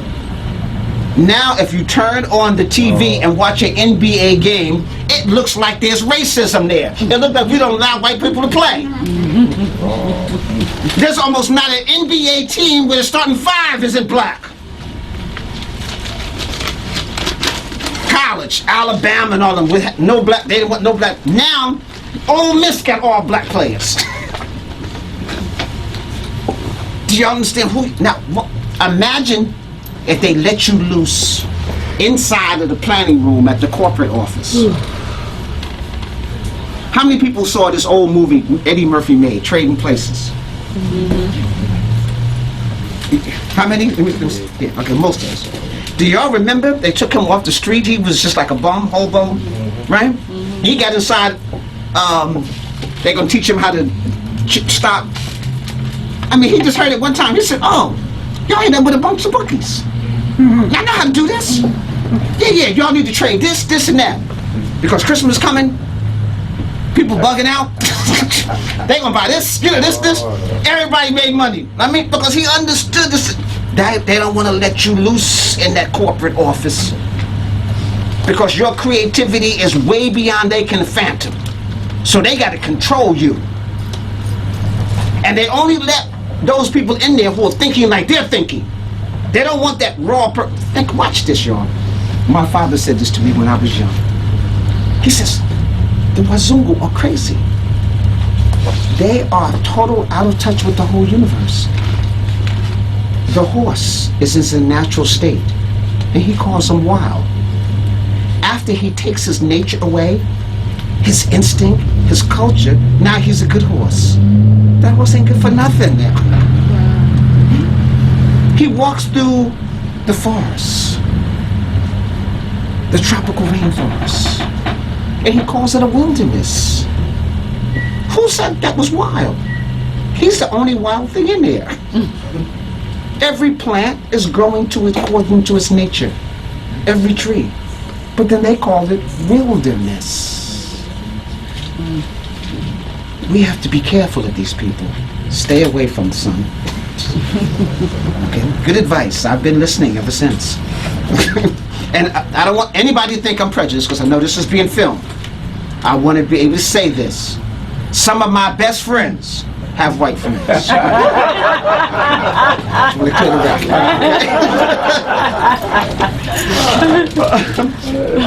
I'm going to go into greater detail on that when I come back on the 15th. What I really want to do is open up to some questions and answers because this gets so deep, y'all. 2 hours, 3 hours. I just get started, you know. I teach a 3-month course and I'm just beginning. We have to master who we are by finding out what is our gift and what are your tools. Now let me just say this, sometimes you confuse your tools with your gift. A good example. When Muhammad Ali became an ambassador, he could go places where the president couldn't go and talk with people. The most recognizable face in the whole world. Michael Jackson's another example. Okay, most recognizable face. Okay. Now, he got that by using his tools. Technically, Muhammad Ali is not the best technical boxer that ever existed. But he used his boxing skills to be able to be the ambassador of goodwill, or the ambassador that can sit people down to the table to talk. So that's his gift. His gift is loving people. His gift is bringing people together. But he's able to do that because he used his tools. Some people use their tools to be able to give them the money or whatever they need so that they could spend their time on their gift. Okay? So you want to refine your tools, because all of us have some tools that we can use to help accomplish your gift. Okay? So you got to be able to distinguish the two. And every once in a while they coincide. They're the same every once in a while, but that's not always the case. So you got to use your tools to refine and give your gift, and then you'll be rewarded beyond any money that you can want. And don't get caught with money. You just want to be able to take your ship where it needs to go. Dock at the ports you need to dock. Get the life experiences so that this could be the end of your journey. When you lay down to close your eyes, you become one. That judgment scene, you become one. You don't. I heard some people, some elders say, "Hey, look, I ain't coming back, man. I don't want to do this no more." One. Okay, that's your objective, to be this one, this energy, and to fulfill your dream. It's important, and we got all these tools all around us. You got to learn how to use the energy around you. So it's important for you to learn the meditation, learn the yoga postures, learn the internal. Let me show you the prototype of the Kemet temple. It was duplicated by the Buddhists, the people who do Tao, the Taoists. They, in the morning, you got up and you meditated to sunrise, taking in energy. Because we are energy beings. After you've meditated, now you go through your so-called yoga postures to keep the body supple and flexible. And certain positions open up energy vortexes within the body.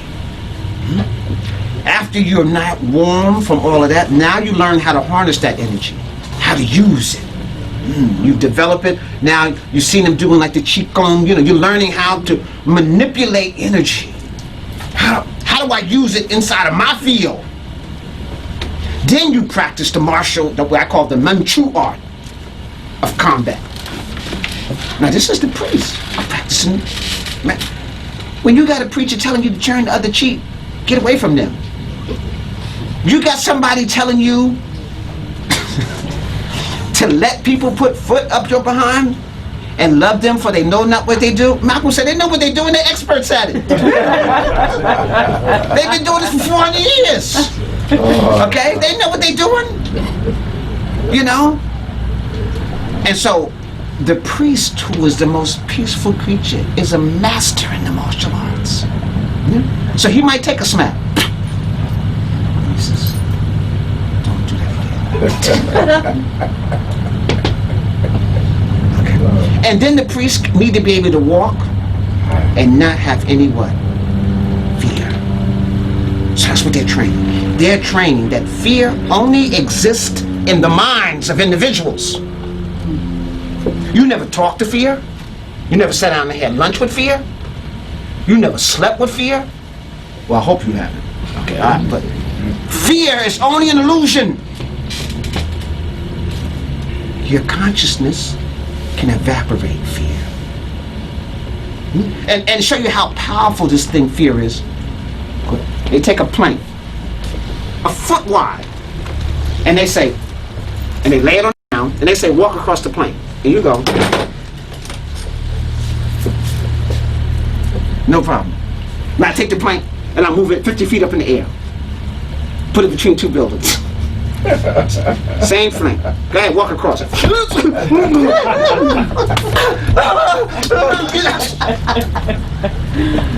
What changed? You're what? Now fear's all of it. Where did the fear come from? You created it. You should be up there between the buildings. You know, just like you were when it was on the ground. It's the same 1 foot. Okay? Consciousness. So now, after you've meditated, did your breathing, did your yoga postures, practice your mantra arts. Now, in the evening, you fulfill your mission, your skill. What is your skill? Maybe you're a carpenter. Maybe you're a farmer. Maybe you're whatever you do, writer. You go do that now. And you do it with more energy, more zeal, more fortitude, more focus. And you do it with no fear.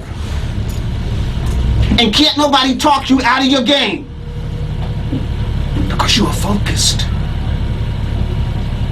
Now, why do you think we don't have educational systems like that anymore? Because somebody wants to use you like a battery. And my brother, when you buy a AAA battery and it run out, what do you do with it? Throw it away. And that's what they're doing to you. They use you like a AAA battery. And then, when your juice get a little low, and you think that's okay, and you're striving for that. I remember my lady was working 20 years as an executive director, and at the end of the 20 years they gave her a pen. That's like, with no grease, a pen. And then some companies took back the pension that you paid into. You don't understand contracts again. Captain of your ship. How do you become captain of your ship? I want to I open up question and answer period with a poem called Sankofa. Now y'all have to help me. And on my book here again, and let me explain, anybody who gets the book tonight, I give you a free DVD. It's a 2.5-hour DVD of a book signing like this, where I'm explaining way more than what's in the book. The DVD is $15. It's free with the book if you get the book. How much is the book? But How much is the book? the book is $35. Okay. It's called A Pan-African Worldview. And what I've done here, unfortunately, almost no place in Africa today they're using this. They're using the European paradigm in Africa, which means that the future for Africa right now looks very dim, because almost every president of an African country right now was educated in Europe or America. So now you go back to Africa with the European or American mentality. Upside down, backwards, inside out. And you start looking at your own people as backwards. In Kenya, they're making the Maasai put clothes on and go to school and learn English. And Europeans are not making them do it. The African leaders who have been educated in the West.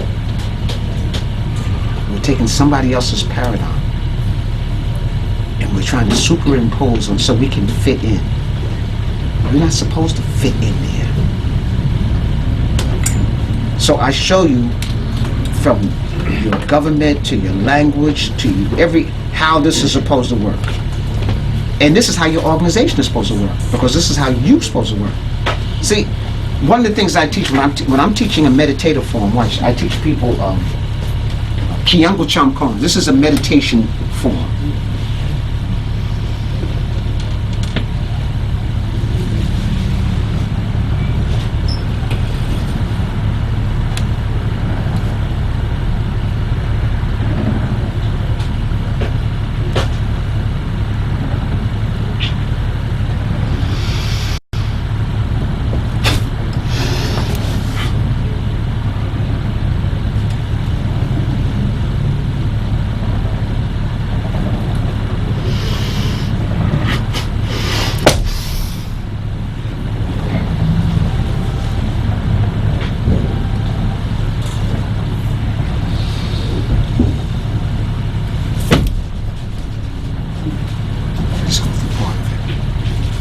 that same meditation form is the same form that I use in combat. So I don't learn a meditative, spiritual meditation, and then go learn some different yoga moves, and then some different fighting techniques. They all are one. So the same thing I'm using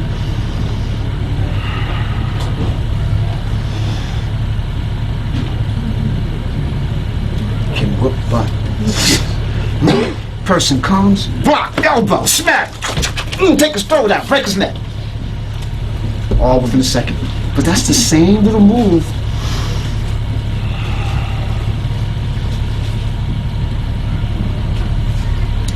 Learning to master my breath. Most people don't know how to breathe. Watch this. You're going to help me. You need food, don't you? Even if you have good food, you can go 30 days, 3 months without food. Next, you need water, don't you? Body won't exist. You're 70% water. But you can go 30 days without water. You can draw water from a lot of other places. Air. You need to breathe, right? Can you go 3 minutes without air? So if I put food, water, and air, which one is the most important? Air. Which one do we know the least about? Air. You think that's a coincidence? In many of the Asian cultures, you learn to, but here, you get up in the morning, first you want to do is eat. Then you want to drink. Then you eat and drink. You breathe and you bump that. And as soon as you get a little anxiety, because you haven't mastered your breath. The average person only uses about 50% of their lung capacity. So if you use 50% of your lung capacity, I automatically cut your life in half. So when you're living to be 70, 75, 80, and you think that's a good run, that should be halfway. 75, you should be middle age. I'm 65, I haven't reached middle age yet. I still do a backflip. Practice your breathing. The proof is where? In the...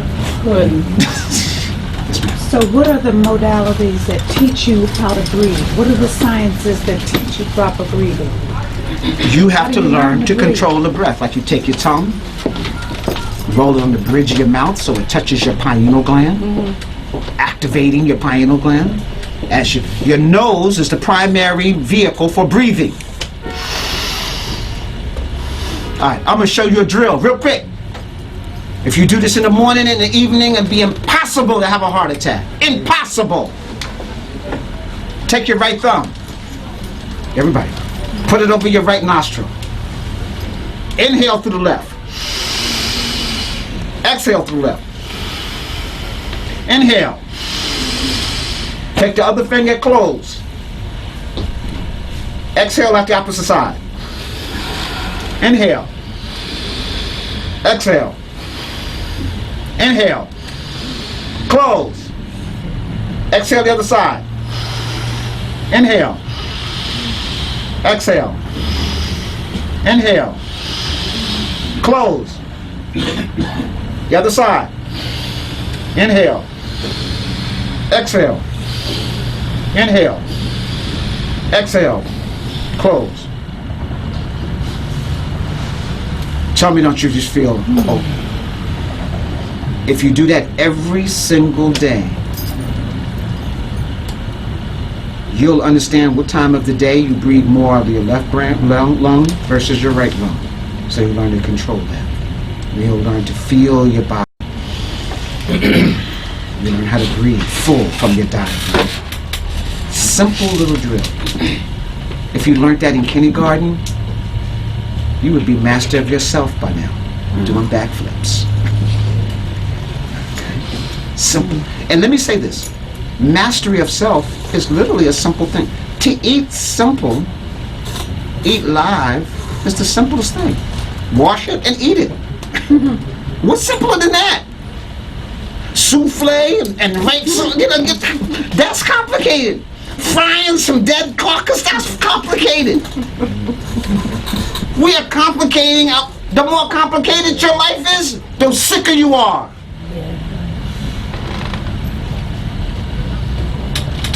Let me end with this short story. I'm small, I'm 8 years old, I'm traveling with my father, we're in Tanzania. I want to go to town because town is exciting. There's the guys with the long robes, and I want to see the sages, you know. And so, Baba, you know, Nina Kwenda, you know, Chaluka Tatsia Safatale, can we go to the city? And my father looks at me. He says, come on. I'm like, oh, good, we go to the city. We're walking the opposite way of the city. And we're walking. You never speak until the elders tell you to speak. So we're walking. And after about a half an hour, he stops. He says, Kilimanjaro, the tallest mountain in Africa. And I'm looking, I'm like, yeah, okay, I learned that. But I don't say that, I'm just thinking that. He says, Kilimanjaro, people come from all over the world to see Kilimanjaro, to look at its majesty, to try to understand its power. It is a work of art. And I'm thinking, what does this got to do with town? He says, stare at Kilimanjaro. And I stare, he says, and Kilimanjaro has never been to town. And left me there. So I get back home. Mama, I asked Daddy about going to town. He talking about Kilimanjaros. Your father is wise, son. One day you will understand. I graduated my 3rd master's degree. My uncle comes from Tanzania. I'm valedictorian, a speaker of my class. And afterwards, my uncle comes up to me and he says, look, people from all over have come to see you. You're standing tall. You are master of your ship. People are coming to you for information and for knowledge. You have become Kilimanjaro. Wow. Questions and answers. Come on, y'all, wasn't that good? Gotta ask some questions. So. Right. I've only just checked. This is the tip of the iceberg. You didn't see what was all underneath. We have to begin to master those sciences. We have to become engineers, and that's who we are. We are the technical, cultural, spiritual engineers of the planet. That's why we were brought here. We were sent here to do a job, and we're not doing it now.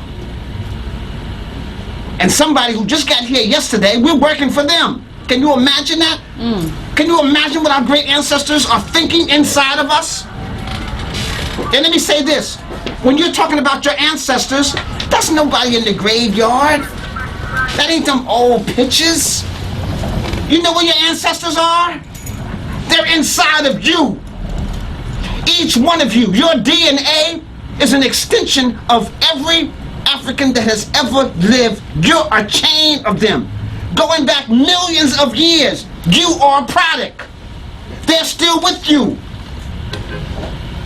And they're here to guide you. But you gotta ask. They can't interfere with this. They had their chance, right? So they can't interfere right now. You're here on your mission. But when you go into your meditation, when you have a quiet moment, now you begin to ask them. That's what the libations is all about, giving thanks, and then giving praise. And then you have to recall and response. And then you bring those ancestors come. You say, great ancestors, builders of the pyramids, great rulers in Kemet, who at their height, Haru Im Aketi, Ursa Ma'atra, come, be with us tonight. Guide us. Give us spiritual inspiration. And then at the end, send them back.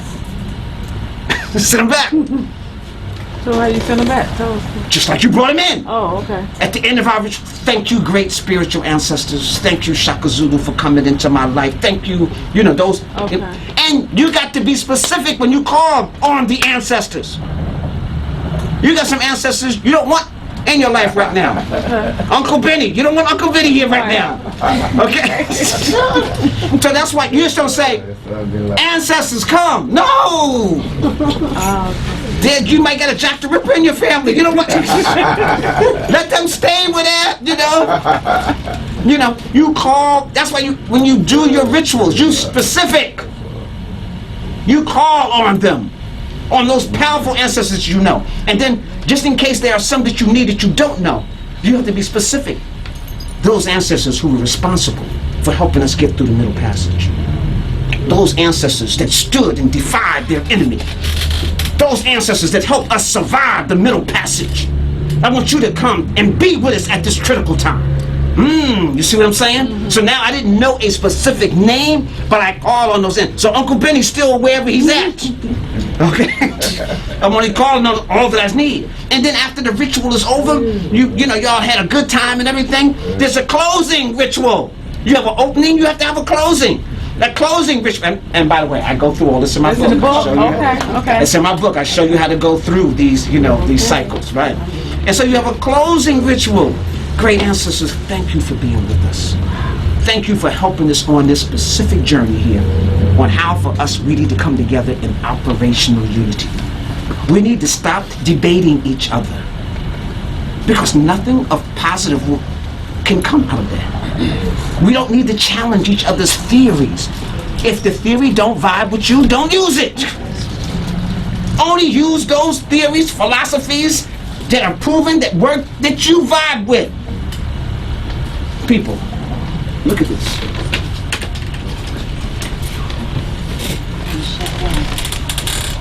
That is the source. There's 360 different ways to get to the source. So if somebody says, my way is the only way, you need to hit the highway. There's no one way to the source. There are many different ways to get to the source. You need to use the way that's most advantageous to your spiritual being at this moment. Maybe tomorrow you have expanded and grown and you're ready to take another road. And it's okay to change. You need to understand that. Change is the only thing that's consistent in the universe. If you know better, you do better. As your consciousness expands, you will see roads that you didn't see before. And so you say, oh, okay, I was going this way, but I think I'm going to try this way now. And you have to learn to listen to your inner conscious. Most of us, how many people in this room, raise your hand if this has been true to you. Oh. You did something and then it says, oh, something told me to do that. And you just didn't do it. But inside you knew you should have done it, but you just didn't do it. You didn't listen. And you've been programmed to do that. Because they want you to listen to the government. They want you to listen to Great White Father. They want you to listen to Jesus. They want you to listen to Muhammad. They want you to listen to everybody but that creator that's inside of you. They want to put tape over that energy's mouth. Yes, ma'am, you had your hand up. I'm just so baffled at how our people are, with all the information that's here, our people are so locked down in religion. You have to have a paradigm, ma'am, to absorb the information. If you got the wrong eyes, the wrong spatial perspective, information ain't gonna do you no good. We're killing ourselves with all this information. But I'm thinking of how the church has it's a tool. The church is a tool. Remember, all religions, it's not just Christian church. It's all of them are keeping you in a box. Yeah. You're not supposed to be in a box. Yeah. If you read 2000 Seasons, there was a scene in there where the Europeans who first came to Nigeria there says, Where's your church at? We want to build a church right over here. And the Africans there, this is like 1400s. They still says, what's the church? They says, no, your God's house. They say, your God can fit in that little house? This is our God's house. And they point and look at the whole universe, you know. Yes. But we've been taught now the God's in the house there. Yes. And we've abandoned the universe. Yes. So we don't know nothing about nature. Yes. Oh my God. So when I teach this language, I say, okay, this is a scarab. And so I'll have somebody say, oh, well, you got a bug up there. You got a bug. Is that a roach? No, it's a dung beetle. Kipper. It means come into being because it follows the light. It's the only creature that makes a perfect spear with its legs. Male and female. It lays the eggs inside it and the eggs eat through the dung. Yes. And the dung is nothing but the grass. It's protein. Watch this. It's one of the first recyclable units we've ever seen. In my country, Tanzania, you might see 1,000 wildebeest out in the savannah. 1,000 zebra. 1,000 oryx. And they're all eating. So if they're all eating, you know they're... Right. So that could get real funky. 10,000 times. Right. But in the morning, you wake up and it's fresh air and you smell no dung. Because Kepler has taken all of it, rolled it up into nice little balls, dug a hole in the ground, irrigated the soil, put the dung inside, fertilized the soil. There's no dung. An elephant turd could be like this big. Within 2 hours, it's gone. Right now, they're importing the African dung beetle in Texas because the cattle is defecating everywhere and the rain comes and then it's getting into the well water and so everything smells like SHIT. Okay, you know. And so they have to import this because the fertilizer has killed all the natural, bugs and stuff like that. And so the ecosystem is out. We understood the ecosystem. And you're in harmony with it, but you don't, right now, your school doesn't teach you this. You got PhD and you don't know nothing about nature. See? But you in church every Sunday, maybe Tuesday and Wednesday too, maybe Bible class and Sunday school. But do you know, are you captain of your ship? No. Do you know anything about nature? No. But I got a good job. Remember? Greece. Okay, all right. Y'all understand where I'm coming from? Yeah. So the key is that I need to know about nature. So when I see this, without even reading Madhu Necha, I understand Kepler. And Kepler is moving towards the light. And the light is symbolic of knowledge, wisdom, and understanding. And that Neb means master. So he is master of coming into being, of following the light. And here's an example for us. Whatever your skill is, you are always moving towards light. And you are consistent. You are diligent. Watch this. When a turd is laid by an elephant, more than 1,000 different species of scarabs verge on it. And they're not fighting each other. Operational unity. There's enough dung for everybody. Right now, in America, there's enough SHIT for everybody. Yes. Everybody can get their own, okay? But now, what are you doing when you get it? Are you fertilizing your family? Are you providing for it? Are you making it a safe place? Do you have those 12 cycles all taken care of? Are you growing? Are you giving your gift? Fine-tuning your tools? Have you did an astrological chart from ancient Kemet on each one of your children so you know just how to help them? My daughter right now is finishing her second master's degree in cultural anthropology. My son, since he was 8 years old, wanted to be a chef. Now, at 32 in Houston, Texas, he's the first master chef at 32. Because I cultivated his education to go to that. I didn't put him in public school. They did private school, or I self-tutored them. Or when they did go to a regular school, they were already developed, and they were just fine-tuning. And when I told them about college, I said, college is not about education. College is about getting a key that will open some doors that will be closed to you otherwise. Because my son thought he can just be a chef without going to college, just going to technical school. Yes, you can do that, but people will respect you more. Now he got his college degree, he got his technical degree, and he's a master chef at 32. My daughter in cultural anthropology, she's graduating December 21st,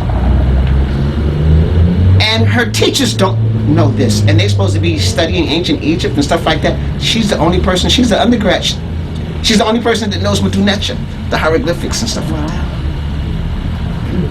So you use these tools and stuff, to master your skill.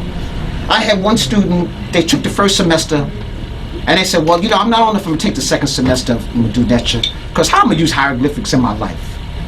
I said, let me ask you something. Look at your business card. She said, yeah, everything on here I learned from you. But you don't see how you can use it in your life. You just start to open up your little consciousness. And it's changed your life. And now you're saying you don't know what it's going to do if you open it up all the way?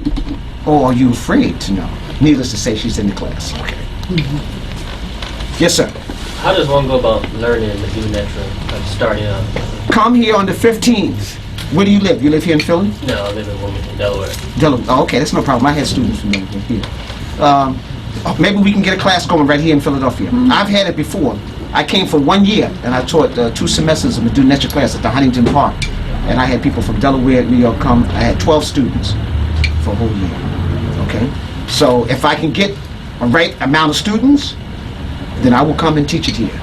I told them I need from 7 to 10 students to make it worth my while to come. Yes.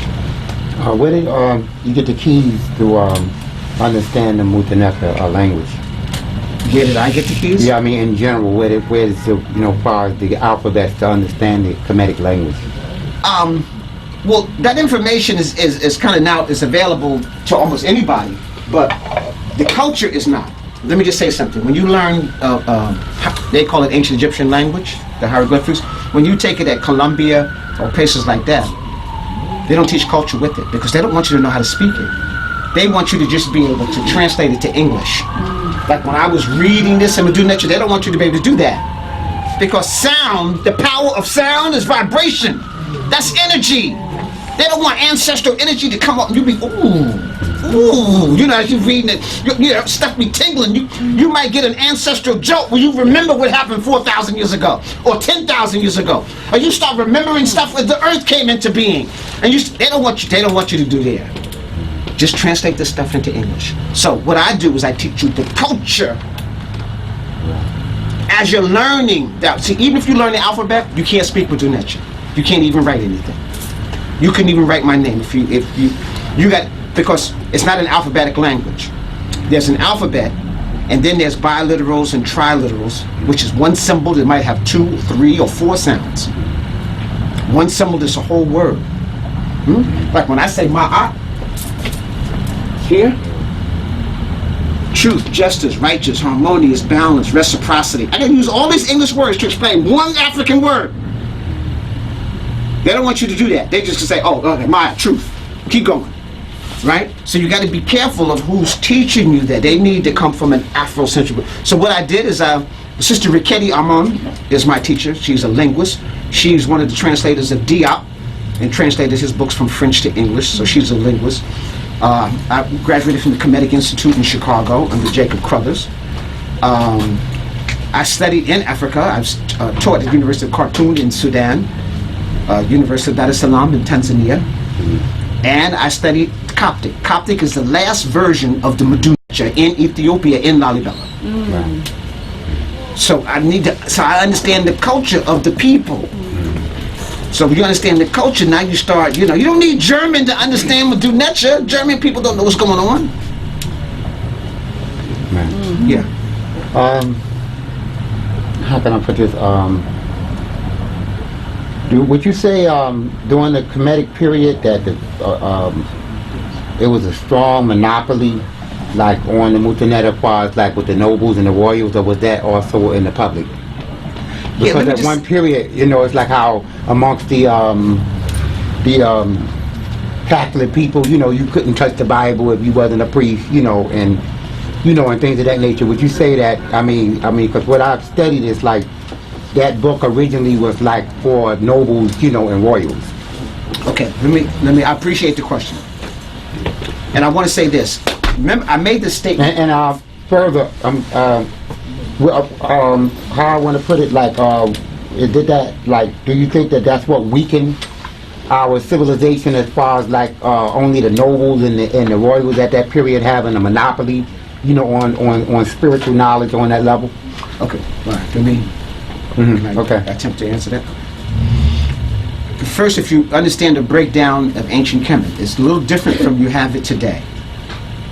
So when you look at the society, yes, you had an aristocratic noble class and their family. Then you had a priestship. Then you had the warrior class. Then you had the artisans. The who? The craftsmen. Right, the artists, right. Okay. The artisans. Yeah, Okay, you have the craftsmen. Then you had the farmers. And then you had traders. And everybody in the society belonged to one of those classes. So everybody had access. The most prestigious position in ancient Kemet was a scribe. Because a scribe, if you learned how to read this, you can come from a very humble family of farmers and be the Nasut Biti, ruler of all of Kemet. So the scribe, learning how to read and write this language, was the centerpiece in everything. Because guess what? The army needed a scribe to make sure everybody got provisions and records was kept and stuff like this. If you were the craftspeople at the marketplace selling goods, the scribe came and kept records of everything. So the scribe was at the center of government. So for 4,000 years, this type of writing was consistent. The scribe kept those records in the archives and connected them to epochs before that. Okay? So I don't want to disillusion you that the common people had the same access as the noble classes. No. Those classes always exist. And yes, each generation in ancient Kemet, it got a little weaker, and a little weaker. I will explain when I come back why. First of all, 4,240 BCE, which equals year 1, Semitawin, is when Upper and Lower Kemet was unified. And so within 300 years, Kemet was almost at its zenith. You know a country don't go to their zenith in 300 years or 500 years or 1,000 years, right? So those priests were carrying information from a prior golden age, before the flood. Before what flood? The last ice age, when the last ice age receded, about 10,000 years ago. 90% of all life on this planet was destroyed.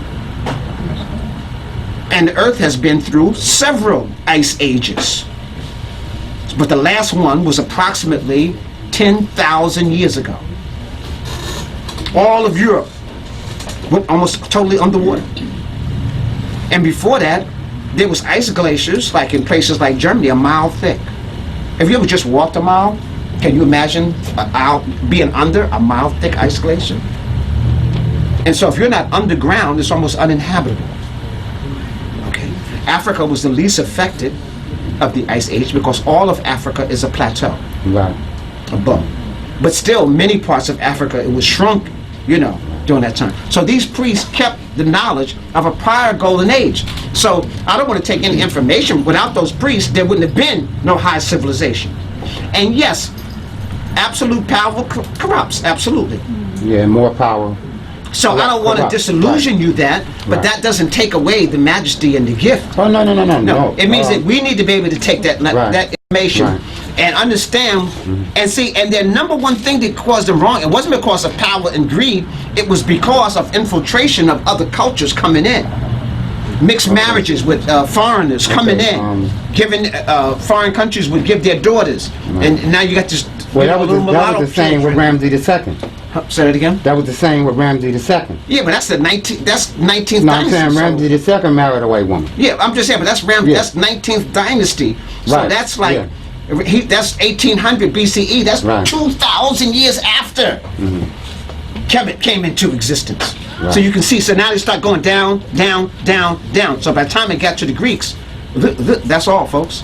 That's almost it. A wrap. Well, because we had a question and answer now. You know, I'm not trying to disturb you, but I'm also looking at the area like, how you can say like the Republican period. Like when I study African history, I'm always looking for not so much the aggrandizement, you know, of priests and kings, but like when you go back to Ethiopia, you're going into an area like when you see the rituals and stuff, there's really no face on them. It's like almost like stick drawings. You know what I'm talking about? There was no particular royal family. You know what I mean? It was more of a Republican, you know, period, where knowledge was free, you know, like in a more universal form. Because I think that when someone had that type of power, like you said, power corrupts. You know, so like Absolute power. yeah, absolute power is more corruption. You know what I mean? So that's why I You look just need a at check and balance. I look at like that period in our history, like where there was more of a I would say a universal democracy, not a But let me make this statement, sir. Go ahead. Those societies didn't produce what was done in Kemet. I rest my case. The majesty that you see in a different type of society was not equal, not equal any place on the planet. Those places that you see in South America and Mexico, those were civilizations set up very similar to Kemet. When you see in Asia, those civilizations that reach its height that we Yeah, I know want of, to ask you about that, though. that we know of. But I want to ask They you were about all based upon a royal family, Right, a priestship, a Right. army, because to Right. develop something and not be able to protect it is like not having it at all. that. In reference to what? You talking about the Mexican civilization? Any civilization, I develop something and I can't protect it, somebody's gonna come in and just take my stuff. But let me ask you something. Do you have history on why they left around, what was that, around the 12th century BC, 13th century BC, when they left Kemet and went to Mexico to start the Olmec civilization? What did that? It's like, in other words, let me finish my question. It's a question and it's a just let me say what I'm saying, right? In other words, the time of Ramsey II, right? It seemed like it was a split in the royal family, because around that time when the people left and went to Mexico, there was a lot of, you know, wars going on with the Asians. But I think from what I'm studying also, that it looked like it was infighting also going on inside the royal family. That's what I'm really saying, because the connection between those two civilizations shows because they had the same basic architecture. Not the same, not the best materials in Mexico, but basically the same, you know, architectural material that design. was available to them. You know? Right. Well, we don't even have to just stay with Mexico. We can just go around the world. If you look in my book, I point out all the different PowerPoints where great civilizations existed Right. in this last 10,000 years. That's after the Ice Age. Right. Okay. And so what you're failing to see is that there was a people who survived with this knowledge that was high technical knowledge as well as high spiritual knowledge. And they could not manifest it until they developed a group of people who could use it. So, see, the majesty of Kemet, and I hope everybody will understand this here, the majesty of Kemet was this, and then I want to open up to some other people here. Let me just take this statement. The magic of Kemet is that somebody was able to take the priest who had this scientific knowledge, the warriors, and bring them with the priests, the farmers, and bring them under them so that they can feed masses of people, because this is the first time now masses of people can be fed and taken care of. I take the herbalists and I bring them in as the healers.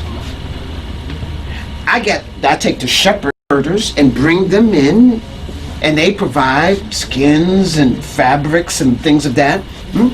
This is the first time all of them were pulled together. You need a centralized government to do that. But yet at the same time, you're telling me that the centralized government was part of the problem. What I'm trying to say is that centralized government was why they were able to reach that. You can't plot the stars if you're trying to feed yourself. You can't plot the heavens and the zodiac if you're at war with the next, enemy.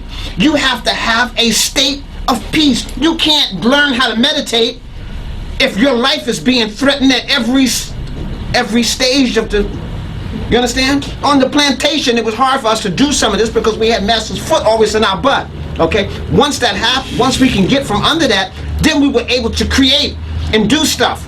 And now what? Almost every other invention in America was done by one of us. But we're not for us. In ancient Kemet, they were doing it for them because they had a centralized government. And yes, the government had ebbs and flows when it was more for the people. And another time it was maybe more materialistic. Another time it was maybe more spiritual. And it flowed. So there's Dr. John Henry Clark, basically taught us that there was 4 golden ages in ancient Kemet. And each one has their plus. And then there's those periods of decline. And so when we analyzing our story, we want to know, well, can we duplicate the golden ages without the flux? What caused the flux? And if we go every place, we'll see something kind of consistent. And so the idea is to take the best of the best and leave the other stuff alone. Right. Yeah. Any other questions? Earlier you was talking about the importance of air. Air, yes. A lot of people don't understand breathing techniques. Well, the breathing techniques is fundamental, y'all. That's why the first thing you do is the meditation. That's why I said, pre-K should really just be about breathing and mastering your little energy. So that by the time a kid is 5,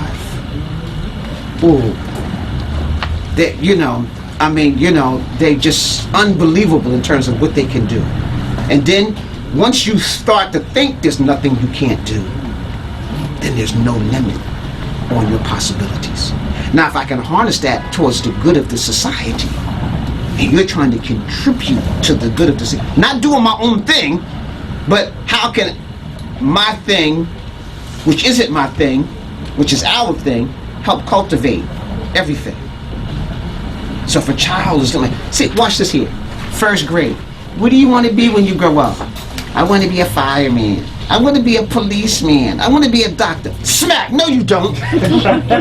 Somebody told you want to be that. You don't even know what that is. Let's get inside of their mind and show them the universe, and then they can tell us what they want to do. I want to travel to the stars. I want to create a sun. Get out the box. You're putting those kids in the box and then wonder why they messed up. You learn how to breathe. Watch this. When the air goes through your nose, your brain is sitting right on that cavity. Your brain gets oxygen. Your brain uses more blood and more oxygen than any other part of the body. But if you're breathing through the mouth and short brain, the air's going all through the body and then it goes to the brain, it's all used up. And you can't think straight or make good decisions, and your ship goes down like the Titanic. Yes. The breath is so important. In fact, you couldn't even be a great martial artist unless you mastered the breath. Because that's going to help you control your energy, your senses. So it's not just for fighting, it's for everything you do. Remember I said, you do the meditation, you do the breathing, the yoga, the warrior art, and then you do your skill. So that you got more energy to do your skill. So that's how important that breathing is, and it's to breathe. And just the yoga is not all of it, that's just part of it, but there's different breathing postures, like even something simple like